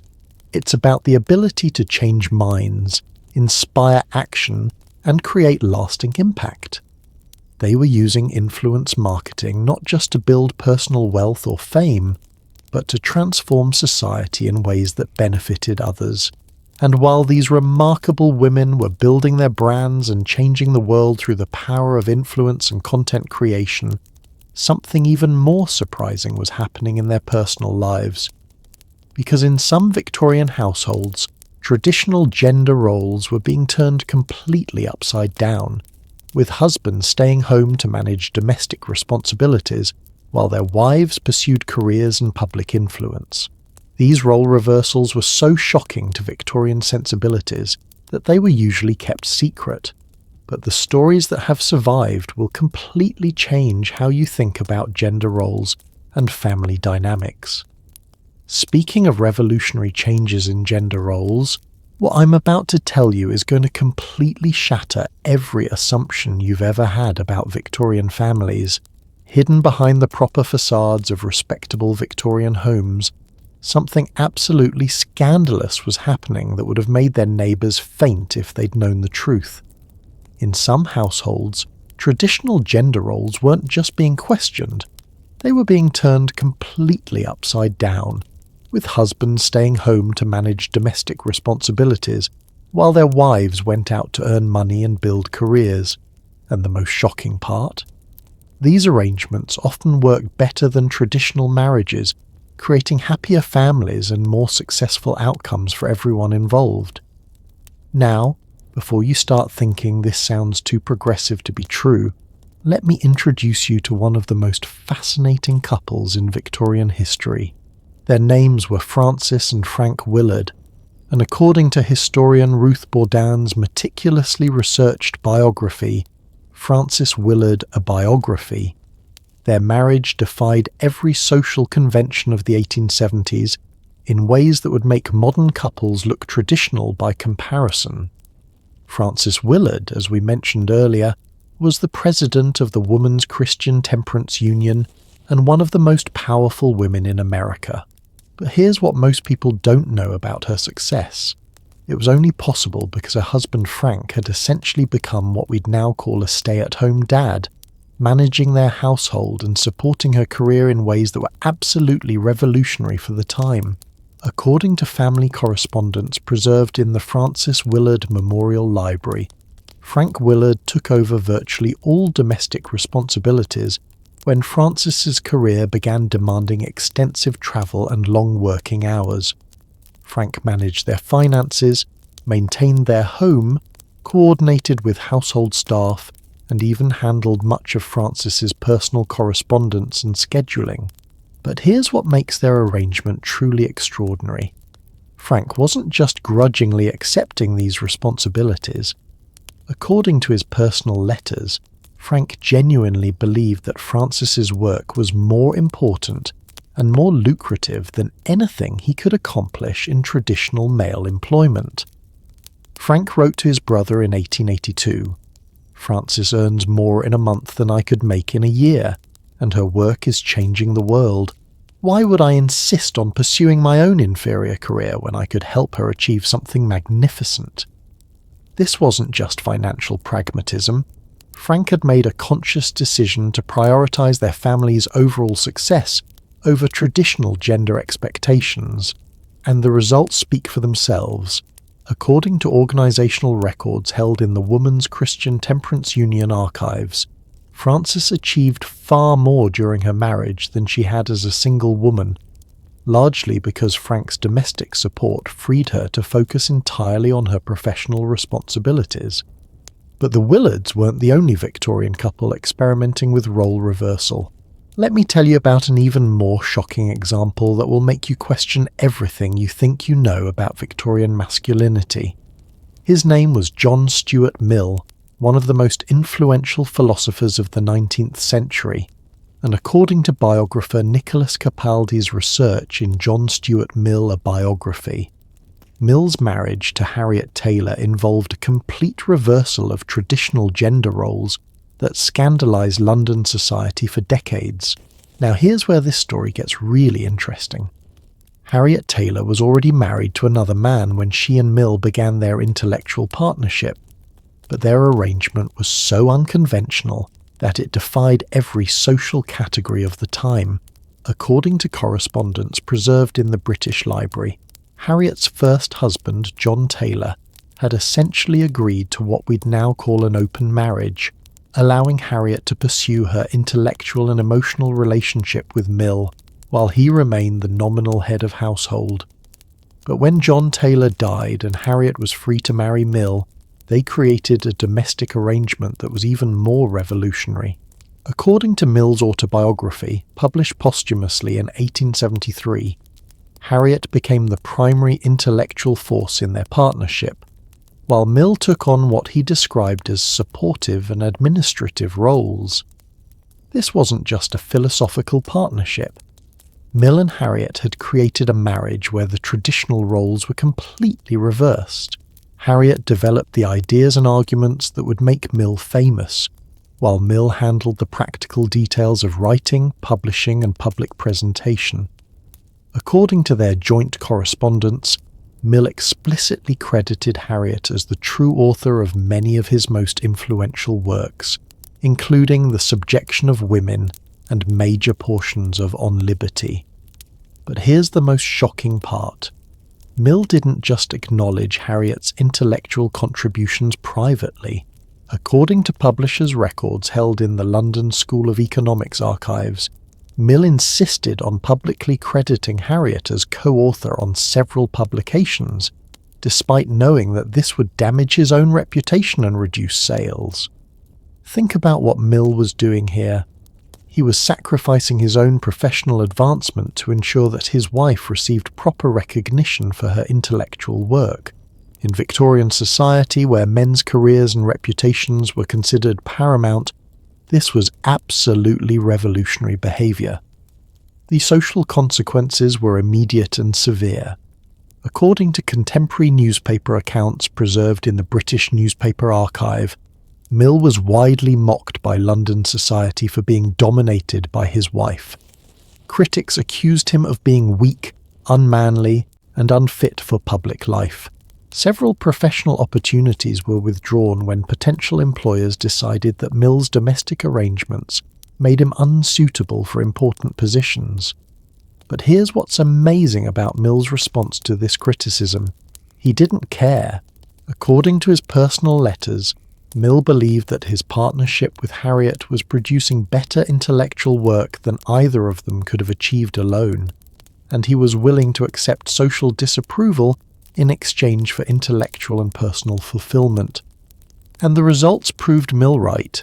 According to academic citations tracked by intellectual historian Stephen Culinary in Public Moralist Political Thought and Intellectual Life in Britain, the works that Mill produced in collaboration with Harriet are still considered his most influential and enduring contributions to philosophy and political theory. Now let me ask you something, and I want you to really think about this. How many modern men would be willing to sacrifice their own career advancement to support their wife's intellectual ambitions? How many would publicly acknowledge their wife as the primary creative force in their professional partnership? Because what Mill was doing in the 1850s was more progressive than what many couples manage today, even with all our supposed advances in gender equality. But individual couples weren't the only ones experimenting with role reversal. According to historian Leonore Davidoff's research in Family Fortunes, Men and Women of the English Middle Class, entire communities sometimes developed arrangements that challenged traditional gender roles, particularly in areas where women's work was more profitable than men's employment. Take the case of the lace-making regions of Nottinghamshire, where women's skilled needlework commanded higher wages than most traditionally male occupations. According to employment records preserved in the Nottinghamshire archives, many families in these communities developed what were essentially matriarchal economic structures, with women serving as primary breadwinners, while men took on domestic and childcare responsibilities. But these weren't just temporary arrangements during economic hardships. They were stable, long-term family structures that persisted for generations. According to sociologist Michael Anderson's analysis in Family Structure in 19th century Lancashire, children raised in these role-reversed families showed no significant differences in social development, educational achievement, or eventual economic success compared to children from traditional families. In fact, some evidence suggests that children from role-reversed families actually performed better on certain measures. According to education records from the Nottinghamshire School Board, children whose fathers were primarily responsible for domestic supervision showed higher literacy rates and better mathematical skills than the regional average. This suggests that Victorian fathers, when given the opportunity and responsibility, were just as capable of providing nurturing educational home environments as mothers. The idea that women were naturally superior at childcare and domestic management, a core assumption of Victorian gender ideology, was being quietly disproven in households across the country. Let me share another story that perfectly illustrates how successful these role reversals could be. According to records discovered by genealogist Margaret Spufford in her research on Cambridge families, a couple named William and Mary Thornton created what might be the most sophisticated role-reversed household of the Victorian era. Mary Thornton was a successful author and editor who earned substantial income from her writing, while William had trained as a lawyer but struggled to build a profitable practice. According to family financial records, by 1875, Mary was earning more than 3 times William's annual income from his legal work. So William and Mary made a radical decision. William would abandon his legal career and become what we'd now call a full-time house husband and business manager, while Mary focused entirely on her writing and publishing work. But here's what makes their arrangement truly remarkable. William didn't just take over domestic duties. According to Mary's business correspondence, William became her literary agent, negotiating contracts with publishers, managing her financial affairs, and even handling much of her research and fact-checking work. William had essentially created a new profession for himself as a support system for his wife's career. He was providing services that we'd now associate with literary agents, business managers, and personal assistants, all while maintaining their household and raising their 3 children. The results were extraordinary. According to publishing records from Macmillan and Company, Mary's literary output and income both increased dramatically after William took over her business management. She was able to focus entirely on creative work while William handled everything else, creating a partnership that maximized both their individual strengths. But perhaps the most impressive aspect of the Thornton arrangement was how they handled the social criticism that inevitably came with their unconventional lifestyle. According to neighbourhood gossip recorded in contemporary diaries, local society was scandalised by William's domestic role and Mary's public prominence.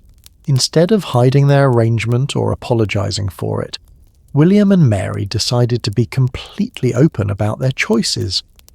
According to Mary's published memoirs, they would host dinner parties where William would proudly describe his domestic and business management work, while Mary would discuss her writing projects. They presented their role reversal not as a shameful secret, but as an innovative solution that worked better for their family than traditional arrangements. This confidence in their choices gradually won over even their harshest critics. According to contemporary accounts, many couples in their social circle began experimenting with more flexible gender roles after seeing how successful the Thorntons' arrangement had become. But what really gets me about these Victorian role reversal stories is how they reveal the artificial nature of gender roles that were supposedly natural and biblical. When economic necessity or personal preference pushed couples to experiment with different arrangements, they often discovered that men could be nurturing caregivers and women could be effective breadwinners. The success of these role-reversed families suggests that Victorian gender ideology was maintained through social pressure, rather than biological reality. When couples had the courage to ignore social expectations and focus on what actually worked for their individual circumstances, they often created happier and more successful family lives.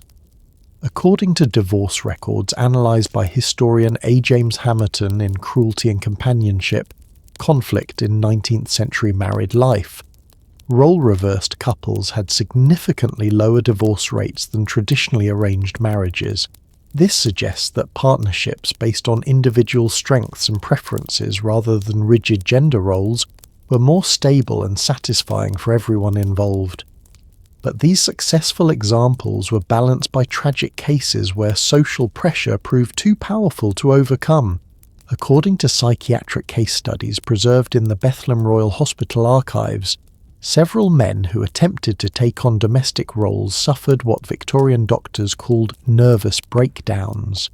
Essentially, anxiety and depression brought on by the conflict between their personal choices and social expectations. The most heartbreaking case involves a man named Frederick Henley, whose wife Emma had become a successful artist, while Frederick managed their household and cared for their children. According to medical records, Frederick was perfectly content with this arrangement and genuinely proud of Emma's artistic achievements. But constant criticism from extended family, neighbours and business associates eventually wore down Frederick's confidence and mental health. Frederick began to believe that he was failing as a man and as a husband, despite all evidence to the contrary. According to Emma's diary, preserved in the Women's Artists Archive, Frederick became increasingly anxious and depressed, eventually becoming unable to function in his domestic role or support Emma's career. The tragedy is that Frederick and Emma's arrangement had been working beautifully for everyone in their immediate family. Their children were thriving, Emma's career was flourishing, and Frederick had found fulfillment in domestic management that he had never experienced in traditional employment. But social pressure proved stronger than personal happiness, ultimately destroying a family structure that had been beneficial for everyone involved. These stories remind us that social change is never just about individual choices. It requires broader cultural support for people who want to live differently than traditional expectations dictate. But here's what's most remarkable about these Victorian experiments with gender role reversal. They were laying the groundwork for social changes that wouldn't become mainstream for another century. These couples were quietly proving that families could function successfully with women as breadwinners and men as caregivers, decades before such arrangements became socially acceptable. And while some Victorian couples were secretly experimenting with role reversals in their private lives, other forward-thinking women were pioneering something that would seem remarkably familiar to anyone who works from home today. They were creating the first work-from-home economy, building entire industries around remote work that allowed them to balance professional ambitions with family responsibilities in ways that were absolutely revolutionary for their time. Those role reversals were just the tip of the iceberg, because what happened next in Victorian society will make you realise that everything you think you know about remote work is actually 150 years old. While modern companies are still figuring out how to make work-from-home arrangements successful, Victorian women had already perfected the art of building entire industries around remote work. They created the first distributed economy, developed sophisticated systems for managing remote teams, and proved that you could build massive businesses without ever leaving your home. And here's the kicker: they did it all without internet, without video calls, and without any of the technology we think is essential for remote work today. Let me introduce you to someone who basically invented the modern freelance economy before anyone knew what freelancing meant. Her name was Emily Faithfull, and according to business historian Deborah MacDonald's research in The Prince, His Tutor and the Ripper, the evidence linking James Kenneth Stephen to the Whitechapel murders, Emily created what was essentially the first women-only remote work network in history, complete with quality control systems, payment processing, and client management that would make modern platform companies jealous. Emily started the Victoria Press in 1860. But this wasn't just a printing company. It was a revolutionary business model that allowed women across Britain to work from their homes while participating in a sophisticated commercial enterprise. According to records preserved in the Women's Library at the London School of Economics, Emily had figured out how to break down complex printing projects into smaller tasks that could be distributed to workers in different locations. Here's how Emily's system worked, and this is going to sound remarkably familiar to anyone who's ever used freelance platforms like Upwork or Fiverr. Emily would receive large printing orders from clients, books, pamphlets, business documents. Instead of handling these projects in a centralized location, Emily would break them down into specialized tasks: typesetting, proofreading, illustration, binding, and finishing work. Each of these tasks would then be assigned to women who specialized in that particular skill and worked from their own homes. According to Emily's business correspondence held in the Fawcett Library archives, she had developed detailed quality standards, delivery schedules, and payment systems that ensured consistent results despite having workers scattered across different cities. But here's what makes Emily's system truly revolutionary. She had created what we'd now recognize as a comprehensive remote work infrastructure. Emily provided training materials for new workers, standardized tools and supplies, and even developed what she called quality assurance protocols to ensure that work done in different locations met consistent standards. According to financial records preserved in the company's house archive by 1870, Emily's distributed printing network included over 200 women working from their homes across England, Scotland, and Wales.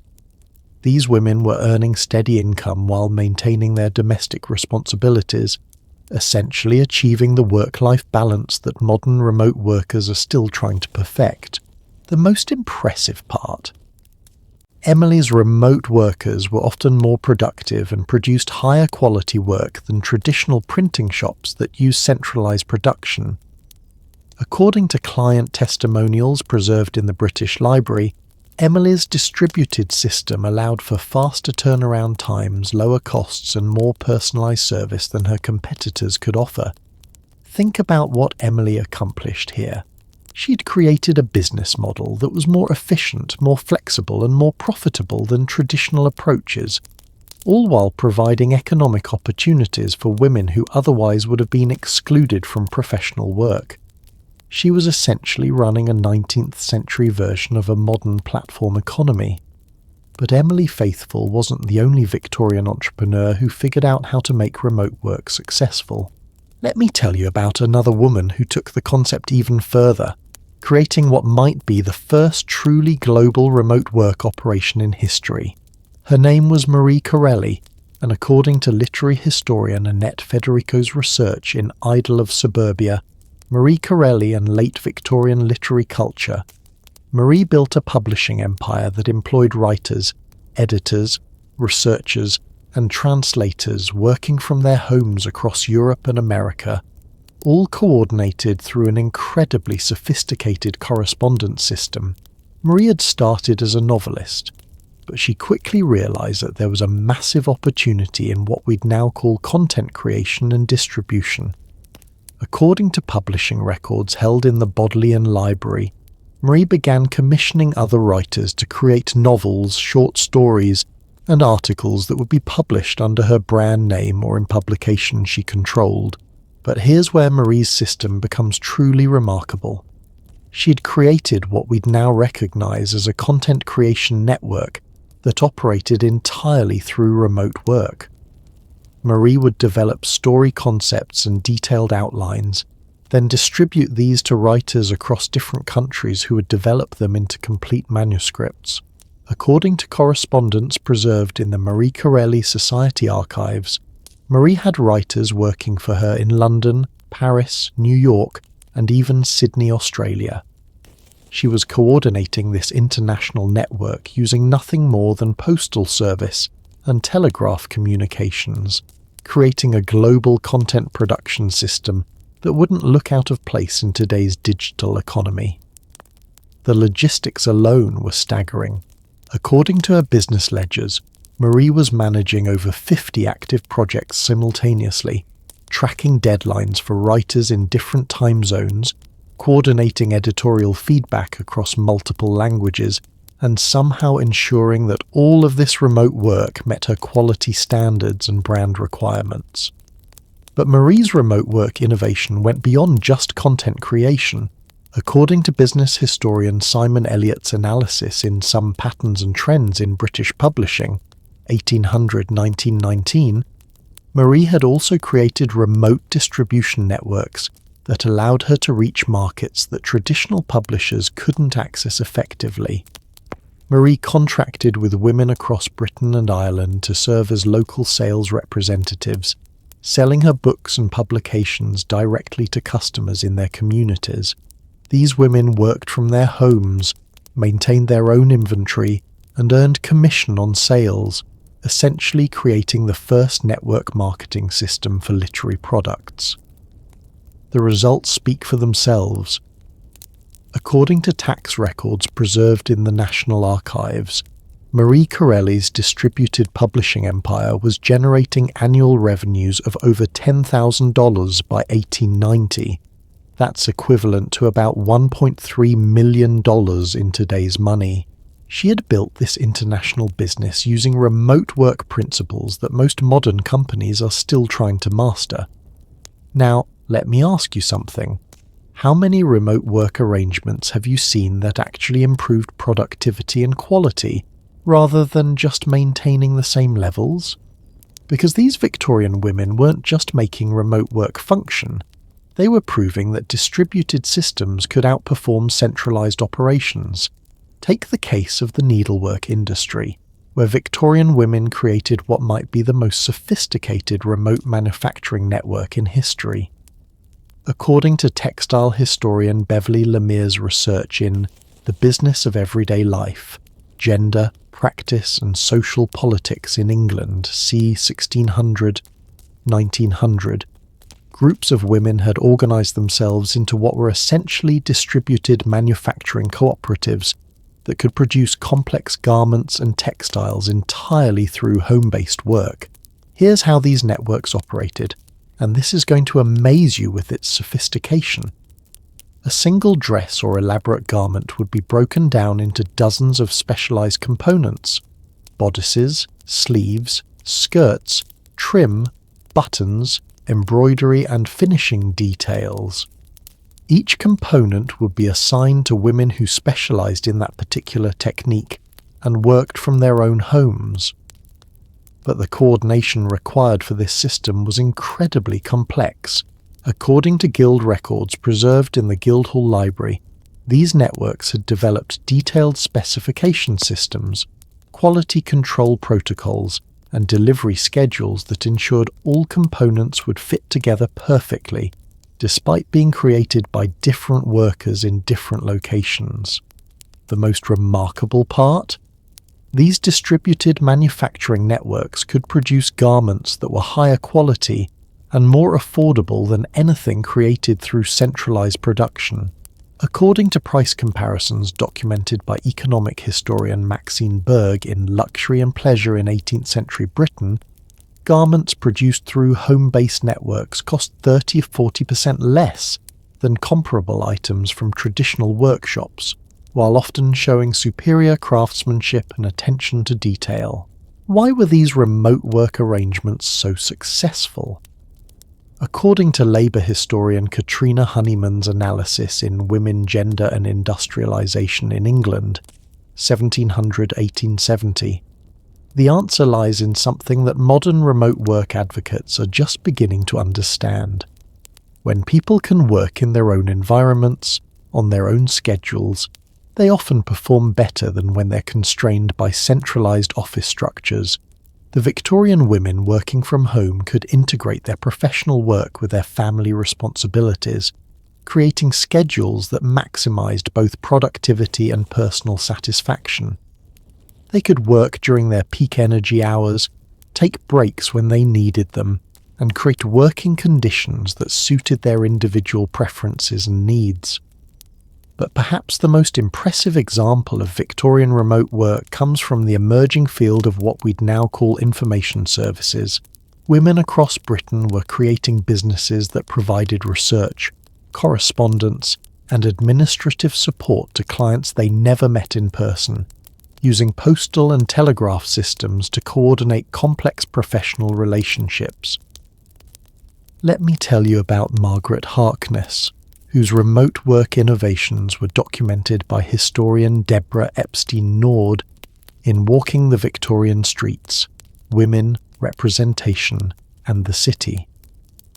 Margaret had created what was essentially the first virtual assistant service, providing research, writing, and administrative support to busy professionals who needed help but couldn't afford full-time staff. Margaret's clients included lawyers, doctors, businessmen, and even other women entrepreneurs who needed help managing their correspondence, conducting research, or preparing documents. According to her business records held in the Working Class Movement Library, Margaret was handling work for over 30 regular clients, all coordinated entirely through written correspondence. But here's what made Margaret's service truly revolutionary. She had figured out how to provide personalized, high-quality professional support without ever meeting her clients face-to-face. Margaret would learn each client's preferences, working style, and communication needs through careful attention to their correspondence, creating working relationships that were often more effective than traditional in-person arrangements. According to client testimonials preserved in various professional archives, Margaret's remote assistance was so valuable that several clients credited her with significantly improving their business success. She was providing executive-level support at a fraction of the cost of hiring full-time staff, creating value for her clients while building a profitable business for herself. The sophistication of Margaret's remote work systems would impress modern virtual assistants. She had developed detailed client profiles, standardized communication protocols, secure document handling procedures, and quality assurance systems that ensured consistent service delivery despite the limitations of 19th century communication technology. But what really gets me about these Victorian remote work pioneers is how they solved problems that modern remote workers are still struggling with. They figured out how to maintain quality control across distributed teams, how to build trust with clients they never met in person, and how to create sustainable work-life balance while running serious businesses. According to workplace historian Judy Weissman's analysis in Managing Like a Man, Women and Men in Corporate Management, many of the challenges that modern remote workers face, isolation, communication difficulties, project coordination problems, were actually solved more effectively by Victorian women than by today's digital nomads and telecommuters. Why? Because Victorian women understood something that modern remote work culture sometimes misses.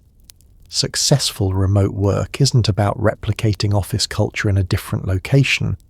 It's about creating entirely new systems that take advantage of the unique benefits of distributed work while addressing its specific challenges. These Victorian women had proven that remote work could be more productive, more profitable, and more satisfying than traditional office arrangements, but they were just getting started.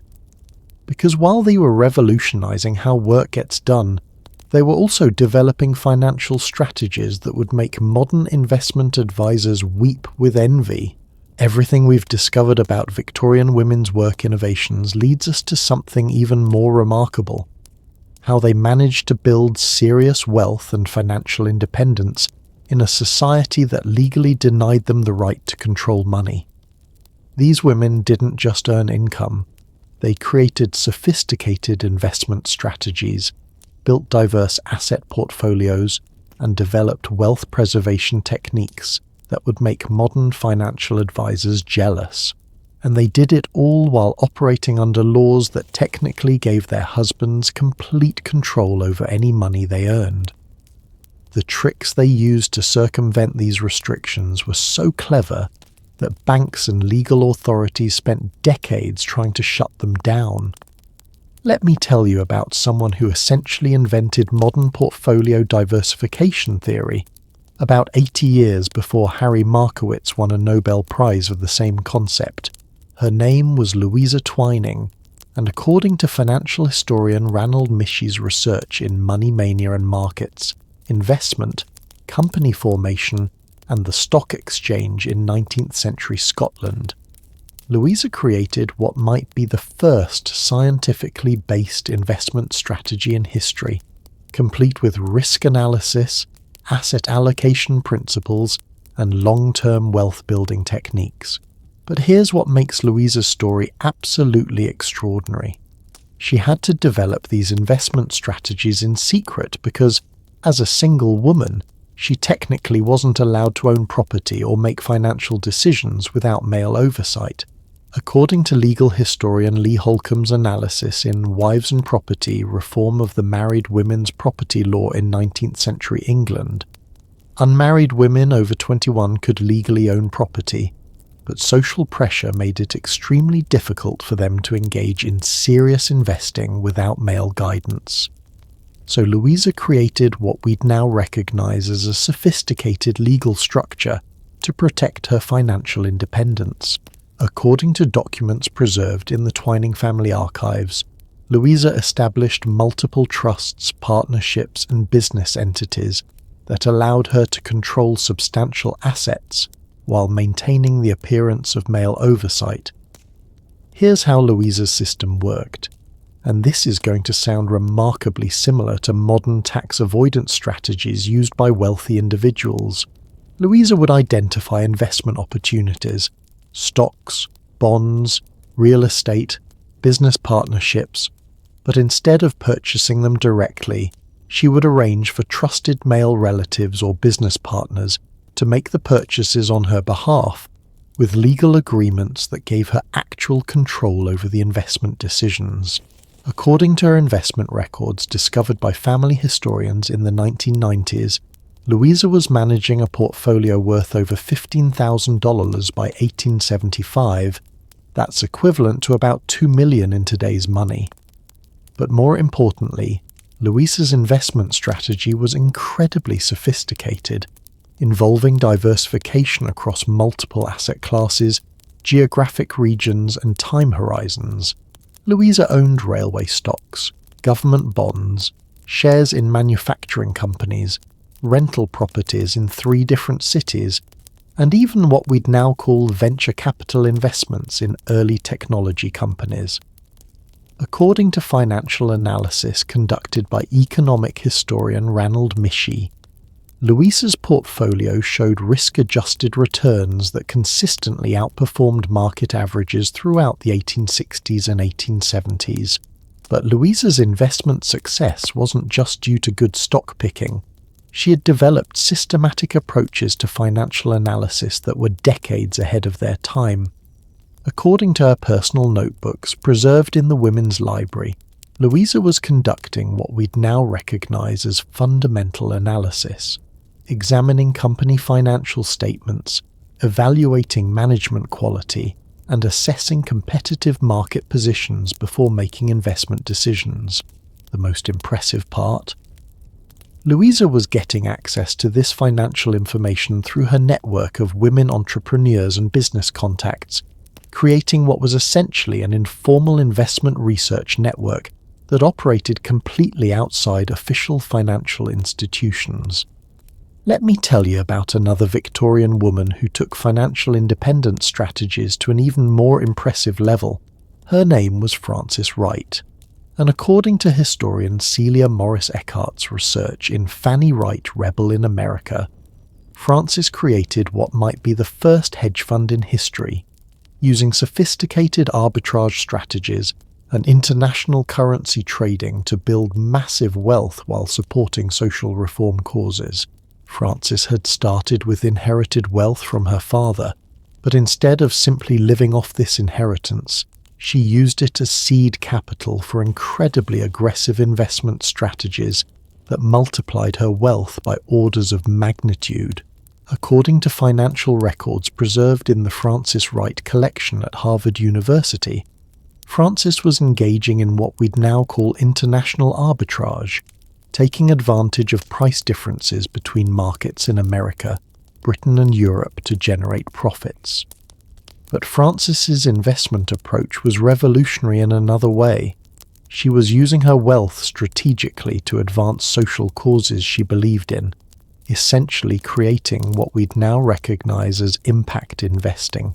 According to her correspondence with social reformers, Frances would deliberately invest in companies and projects that promoted women's rights, educational opportunities, and economic equality. Frances purchased stock in companies that employed women at fair wages, invested in educational institutions that admitted female students, and even provided venture capital for women-owned businesses. She was using her investment portfolio not just to generate returns, but to create the kind of society she wanted to live in. The financial results were extraordinary. According to estate records, when Frances died in 1852, her investment portfolio was worth over $200,000. That's equivalent to about $7 million in today's money. But more importantly, Frances had proven that ethical investing could be just as profitable as traditional investment approaches. Now, let me ask you something. How many modern investors do you know who have managed to build massive wealth while simultaneously advancing social causes they care about? Because Frances Wright was doing impact investing and stakeholder capitalism 170 years before these concepts became trendy in modern finance. But individual success stories were just part of a larger pattern. According to banking historian Margot Finn's research in The Character of Credit, Personal Debt in English Culture, 1740-1914, Victorian women had collectively created what was essentially a parallel financial system that operated alongside but independently from male-dominated banking institutions. This parallel system included informal lending networks, investment clubs, business partnerships, and even what we'd now recognize as credit unions that allowed women to access capital and build wealth without relying on traditional banks that discriminated against female customers. Here's how these networks operated, and this is going to remind you of modern peer-to-peer lending platforms like Lending Club or Prosper. Groups of women would pool their money to create lending funds that members could borrow from for business investments, real estate purchases, or other wealth-building activities. According to records preserved in various women's organization archives, these lending circles had developed sophisticated systems for assessing creditworthiness, setting interest rates, and managing risk that were often more effective than formal banking institutions.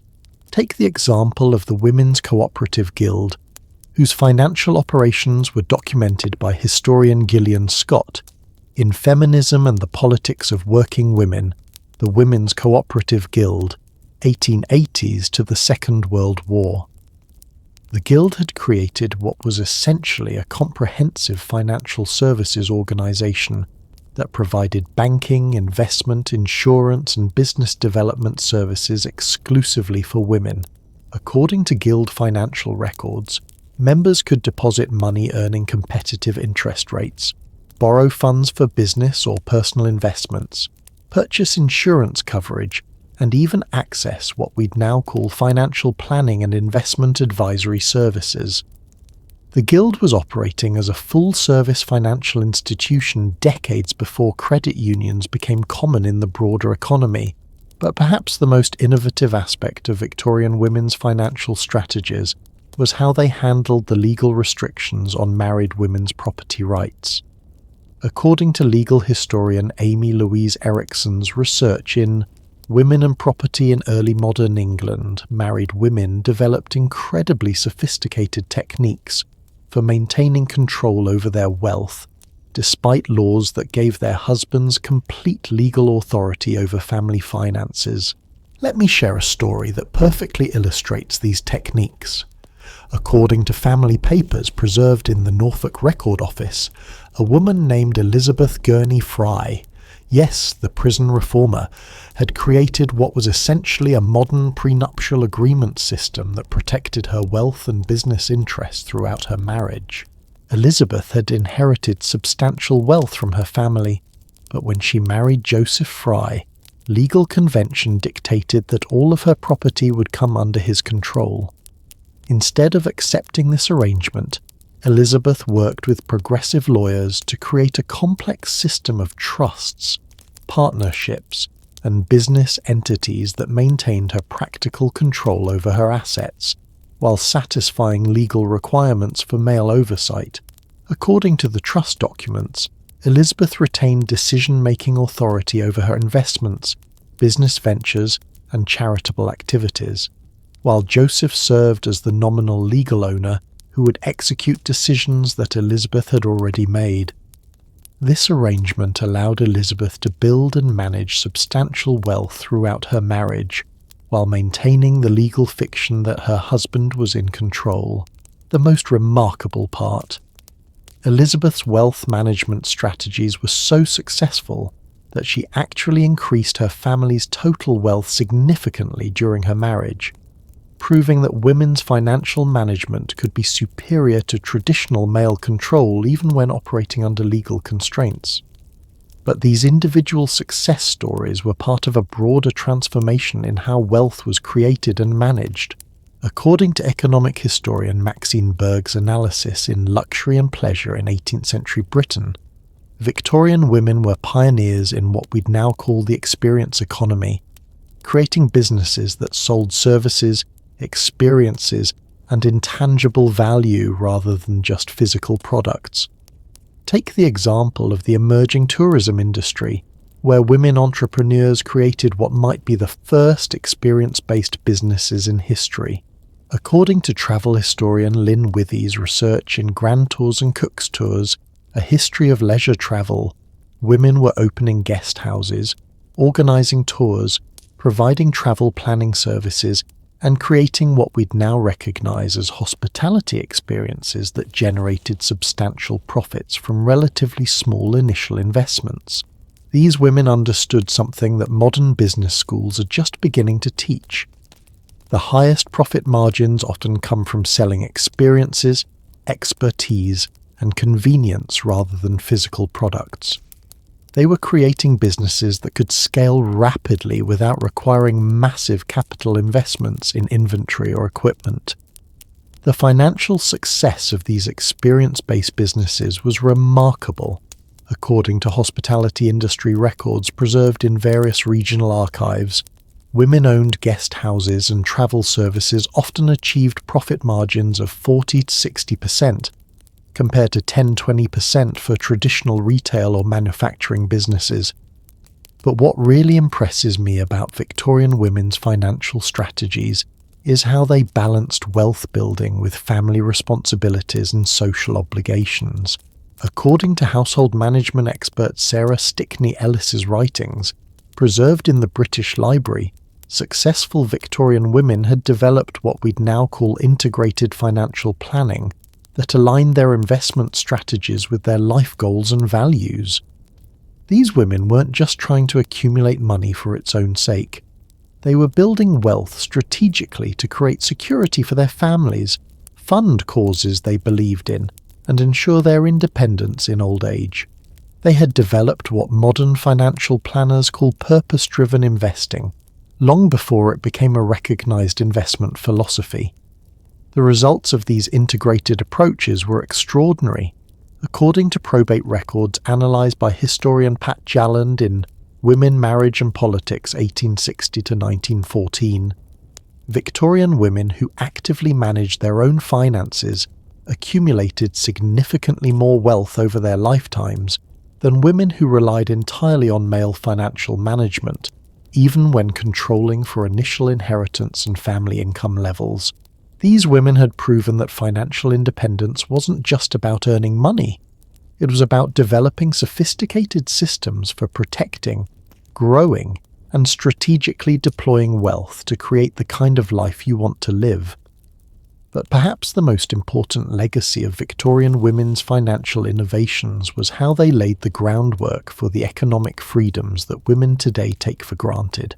These early pioneers proved that women could be successful investors, business owners, and wealth managers, challenging fundamental assumptions about financial capability that had persisted for centuries. And as we're about to discover, The impact of their innovations extended far beyond individual financial success.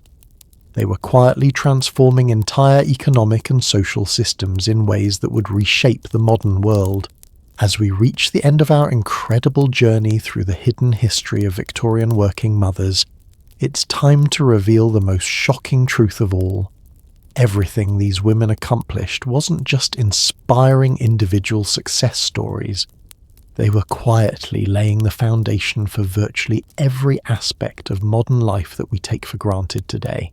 The business models they invented, the social systems they created, and the barriers they broke down transformed the entire world in ways that are still shaping our lives 150 years later.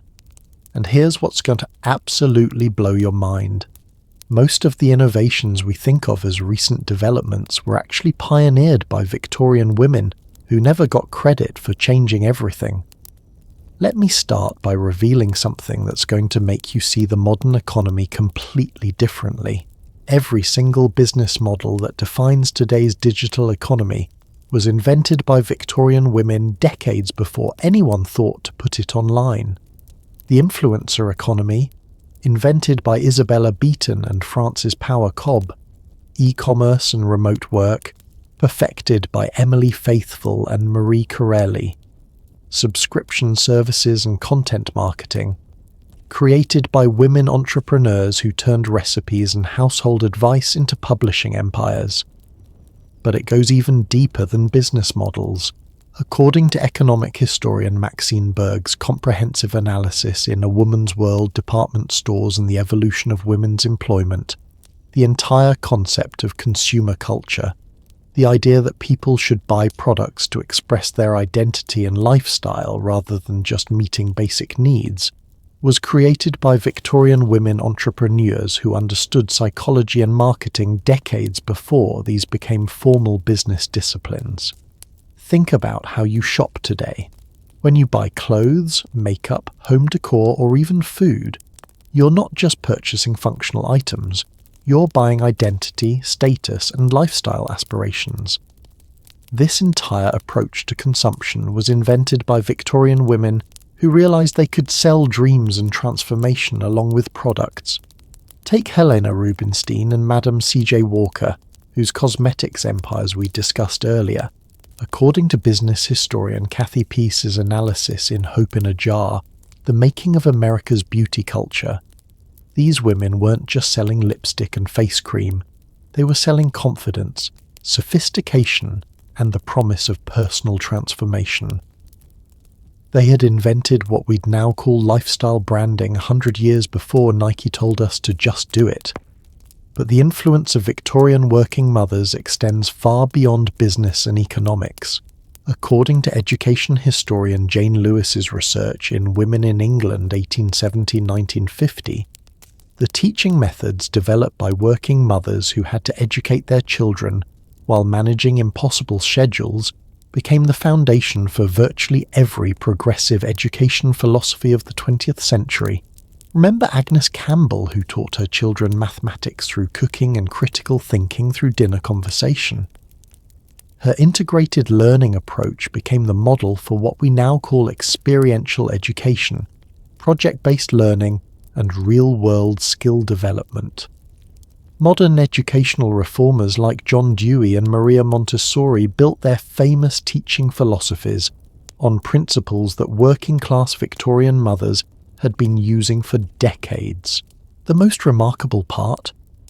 According to longitudinal studies conducted by social mobility researcher Michael Anderson, children educated through these informal family systems often achieved better long-term outcomes than children who attended formal schools.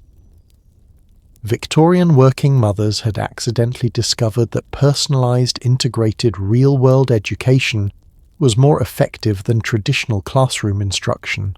But perhaps the most profound legacy of Victorian working mothers lies in how they transformed our understanding of what families can be and how they can function. According to family historian Leonore Davidoff's research in Thicker Than Water, Siblings and Their Relations, Victorian women created the first models of what we now call egalitarian partnerships, shared domestic responsibilities, and dual career families. Remember the Willards, where Frank became essentially a stay-at-home husband while Frances built her temperance empire?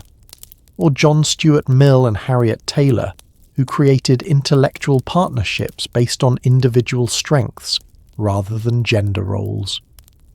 These couples were pioneering relationship models that wouldn't become mainstream for another century.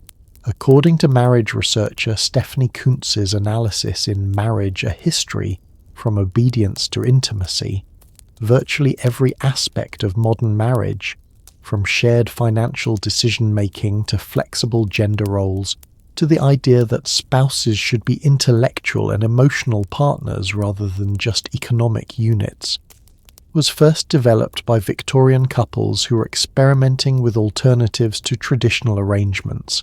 Now let me ask you something that's going to change how you think about your own life. How many of the freedoms and opportunities you enjoy today can you trace back to innovations pioneered by Victorian working mothers? If you've ever worked from home, you're using business models perfected by Emily Faithfull and her distributed printing network. If you've ever built a personal brand through social media, you're following strategies developed by Frances Power Cobb and Annie Besant. If you've ever expected your partner to share household responsibilities, you're benefiting from relationship models pioneered by Victorian couples who defied social conventions. But the influence goes even deeper.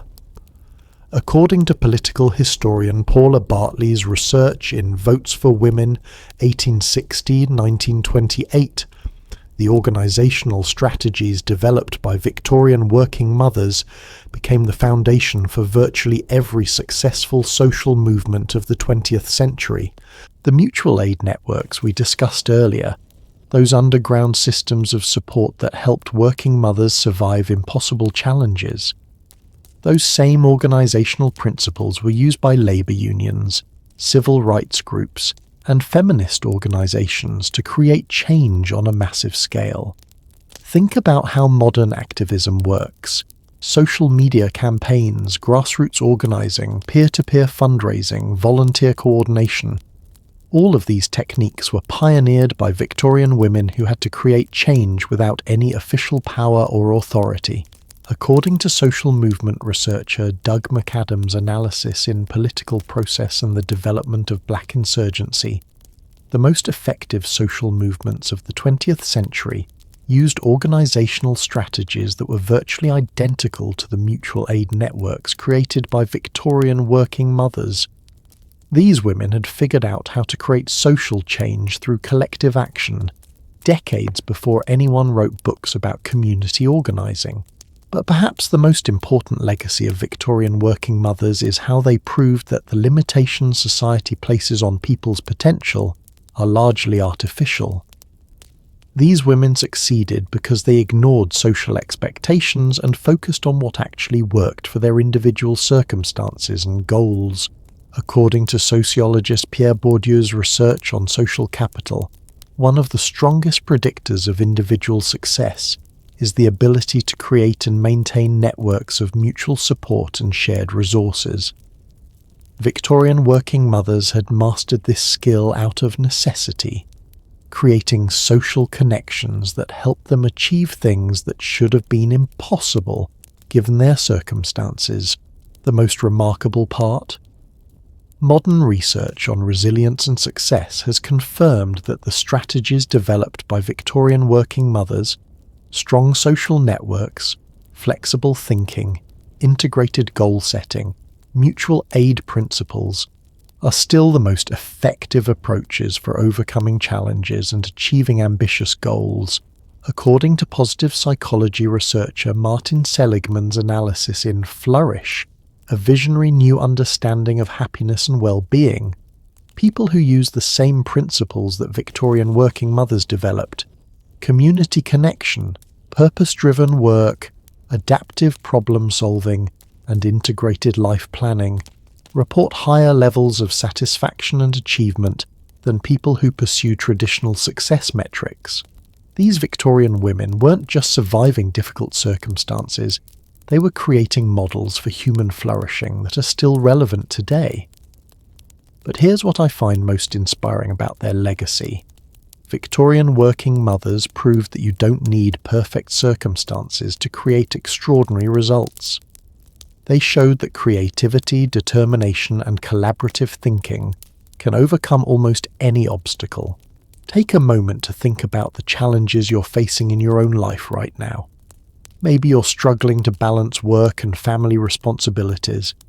Maybe you're trying to build a business while managing financial constraints. Maybe you're working to create change in your community while dealing with resistance from established authorities.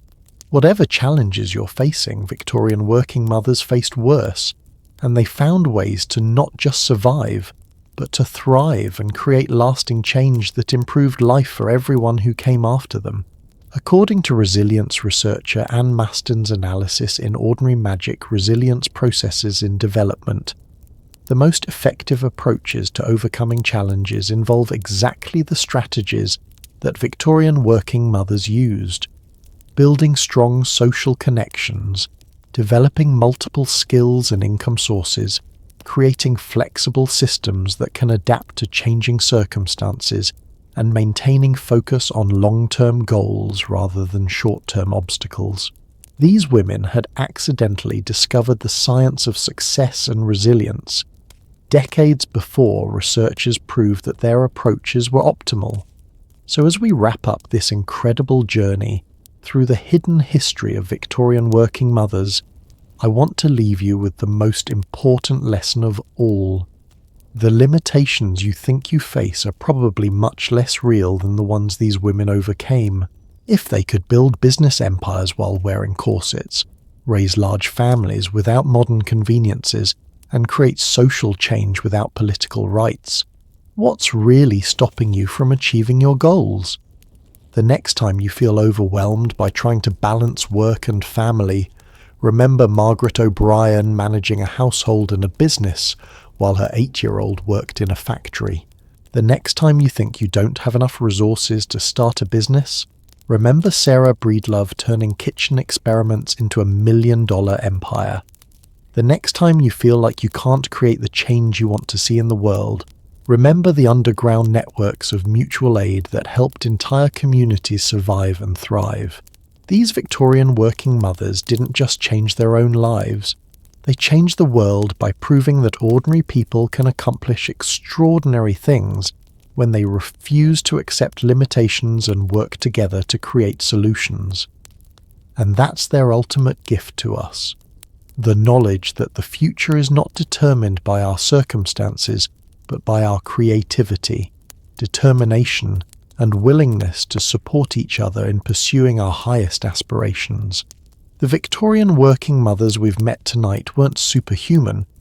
They were ordinary women who faced extraordinary challenges and responded with innovation, collaboration, and an unshakable belief that they could create better lives for themselves and their families. That same potential exists in every one of us. The question isn't whether you have what it takes to achieve your goals. The question is whether you're willing to learn from these remarkable women and apply their strategies to your own life. Because if there's one thing that Victorian working mothers proved beyond any doubt, it's that there are always more possibilities than there appear to be, and there are always ways to create the life you want if you're willing to think creatively, work collaboratively, and never give up on your vision of what's possible. Their legacy lives on every time someone chooses possibility over limitation, every time someone builds something new instead of accepting what exists, and every time someone reaches out to help another person achieve their dreams. That's the real revolution these women started, not just changing what women could do, but changing what all of us believe is possible when we refuse to accept that things have to stay the way they are. Sweet dreams, and remember, you carry their legacy forward every time you choose to believe that you can create the life and the world you want to see.